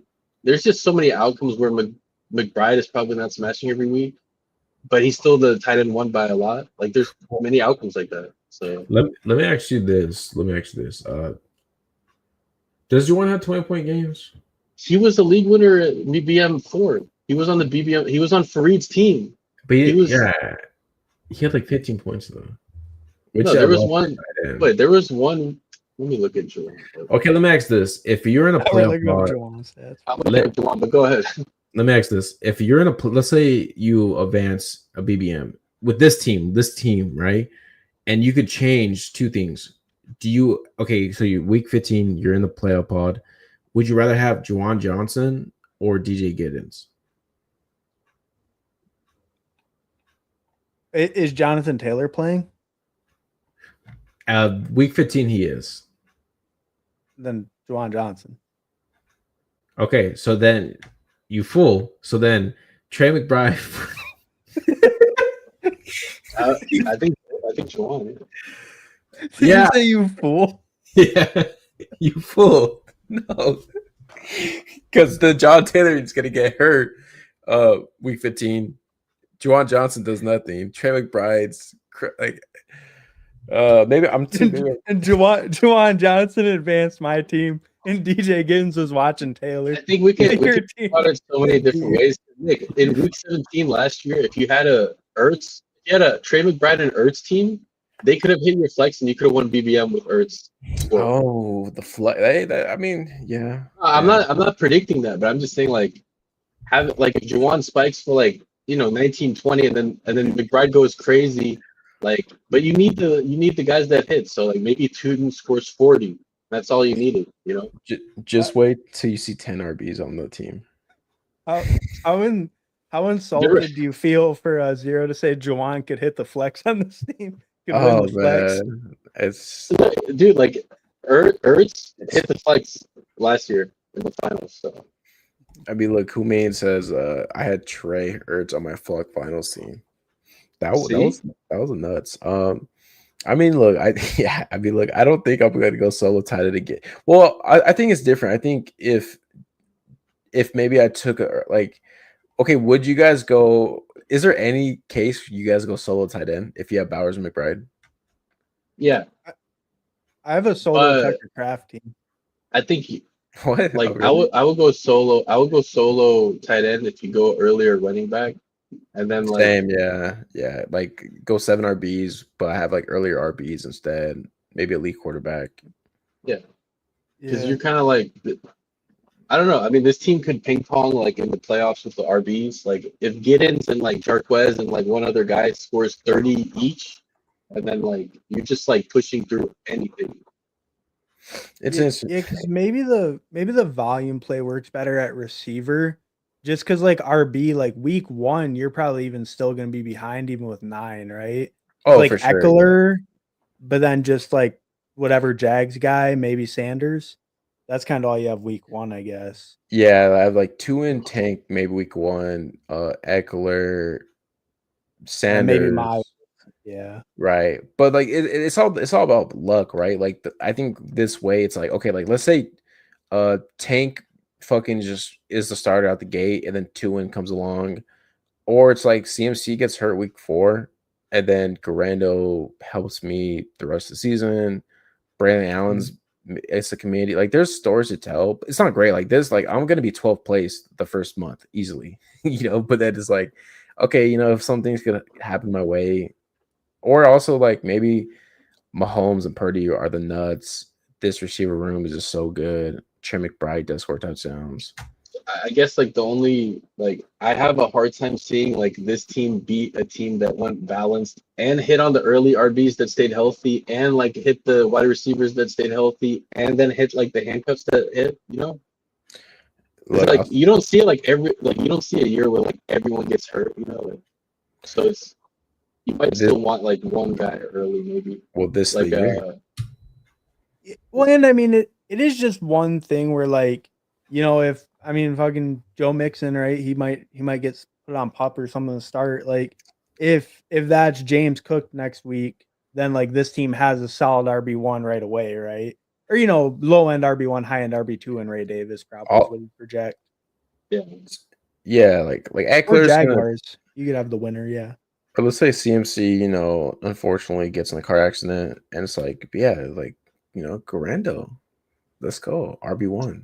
No, but I'm saying like if that happens, like there's gonna be teams that have like more balanced, and they have Ray and Garando, and then they have like the early RBs, and they have like balanced tight end. Well, if my RB room comes up and is like good, like I have like kind of elite quarterback and then tight end, and then my receivers are probably the best of any team in this pod. Right, like Nick should smash those teams at receiver and tight end, especially. Maybe QB, they're kind of more like upper mid range guys, I guess. Yeah. But like they're right in that big pocket of a lot of guys. But it's like if you get the RB benefit, then you should smoke the other teams at receiver and tight end. No, so I guess like you could terrible at QB. You could argue like maybe James Cook misses like week 15 and Ray Davis gets you through, and then but like CMC misses week 6. It's kind of like staggered, and then like people who get pulled into the finals, and you have more of a pool to take scores from, and then That's why I took the shot. zero. Yeah, that's why I just went volume, because it's like, okay, like this team isn't gonna advance no matter what. It's not gonna win nothing, but it's like, let me take as many shots with the RBs, because the chaotic situations happens at what position the most? RB. And it's like Kyron gets hurt week 4. Hunter could smash. My Saunders might be the starter. You know, I don't know. I feel like this is I'm not advocating this to build, guys, trust me, but I'm about to dupe this team, bro. Just you know, uh, I'm about to go draft this team. you're gonna dupe it, and then you're gonna end up advancing somehow, and then fucking like going into the finals. I think like I kind of like what you did with you get 2 Jags running backs. I like that. You know, because you want to lock up a back. I would do like Pollard Spears too. Like, fuck it, man. Just give me one. Yeah, I think 2 in a tank go cheap enough where like I like kind of like doubling that up, because you have outs where ETN could get traded. Obviously Willie No Ball definitely disagrees with that. But what's up, baby? Welcome into the stream. We're just talking about the Jaguars, so he had to pop in. What up? What up? How we feeling? We're feeling great. We just did a couple chows right now. Looking over this crazy ass BBM I did a few days ago. Travel diss track. They can't keep building like this without repercussions. Shit, Willie Knows Ball is gonna send a diss track on me now. Yeah, he was dropping that heat before. Yeah, Willie Knows Ball. Willie Knows Ball. Willie Knows Ball. It's a fire song, man. Yeah, no, I think the team, I mean, obviously, it's weird ass build, but I think it's viable. I gotta check that out. Willie Knows Ball. I haven't seen the Travis Hunter song. Yeah, no, it's safe, especially in the Twitter streets. But yeah, I probably won't ever do 9 RB team again. But maybe if my Twitter's lacking, I need some engagement. throw that on real quick. I know I did a solo Tucker Craft team, and I completely forgot about it. One day, Zero, he sent it to me because he saw it on the rating, the drafter pass. Yeah. He's like, Harden, where are you building? I'm like, fuck. That's the downside of that site. That was a crazy team, bro. Like, what do you think when someone sees this team? Did you upload it? So once so if I upload it, let's say I uploaded like 3 weeks ago, do I need to re-upload again? Yeah, because it's just your CSV, just like the overlay or some shit. Yeah, for sure. Yeah, I have to re-upload because I want this team. I want to see. I want to see what people. It's correlated. It has stacks, so it might actually beat some unstacked teams. But. Yeah, we'll see. Yeah. That's funny. This team is a new diss track. That's hilarious. Man, we just crossed 3 hours on the live streaming, which actually went really fast. So I am gonna be ending the stream. Before I do, want pleasure with everyone watch, drop a like, sub, whatnot. Appreciate you guys. I might be streaming again later tonight to do some chows, some BBMs. We'll see. Hartman, I believe you're gonna be streaming today later, right? Yeah, probably like 5 Pacific or something like that. Probably do chow or 2. Okay, everyone go check out Hartman FF YouTube, his Twitter. If you guys want to plug anything else, feel free. I think that's like and subscribe to the Nick Bach channel. Like and subscribe so you can see more content like this. 9 RB teams, BBM. I had a quad box coming soon. Yeah, tonight might get crazy. We might have a sector box, have like 6 dudes just fucking drafting teams. 6 dudes sounds like a good time. Oh yeah, 5 guys, dude. You should have tried 5 guys. Great time last night, Harvin. That was lit, bro. I still feel like, man, like I drink a lot of tequila, bro. I was pumping these IPAs, bro, and I think I drank like 4. And when I got up, because like when you sit down for a while, like you just like in one spot, I get up and I'm like fucking my legs are all wobbly. I'm like, oh shit, like drunk. Yeah. I might have to make a couple clips or something real quick. That's hilarious, man. Supposedly multi-issue same day is bad for algo. Yeah, I have no idea what the hell is. Yeah. Oh, I looked that up a little bit. So like what I found, it if you upload more than 3 times in 24 hours, it won't notify. But over 3, it'll notify the third time, but if it's more like if it's over 3 in 24 hours, it won't. But less than that, you should be good. Okay. And like I don't And really. like more than 3 in 24 hours is like a shitload. You'd have to be like going over and over the same day or something. Yeah, I don't care too much about the algo, like like if people don't see as much. But I feel like when you're doing with Twitter, people always see it, or maybe they don't. But Even if they don't get notification, if they go on their homepage or like they'll still see you like when they're scrolling. You're still gonna be on the YouTube page. yeah, Right. yeah. But what time is it? Yeah, 2:41. So yeah, appreciate you guys hopping in. The giraffes with me tuning in was a lot of fun. Built some bangers, and I'll check out your stream later, Hartman. Excited for that, and then potentially tonight some more chaos. So we'll see. But appreciate you everybody in the chat. We'll see you guys later.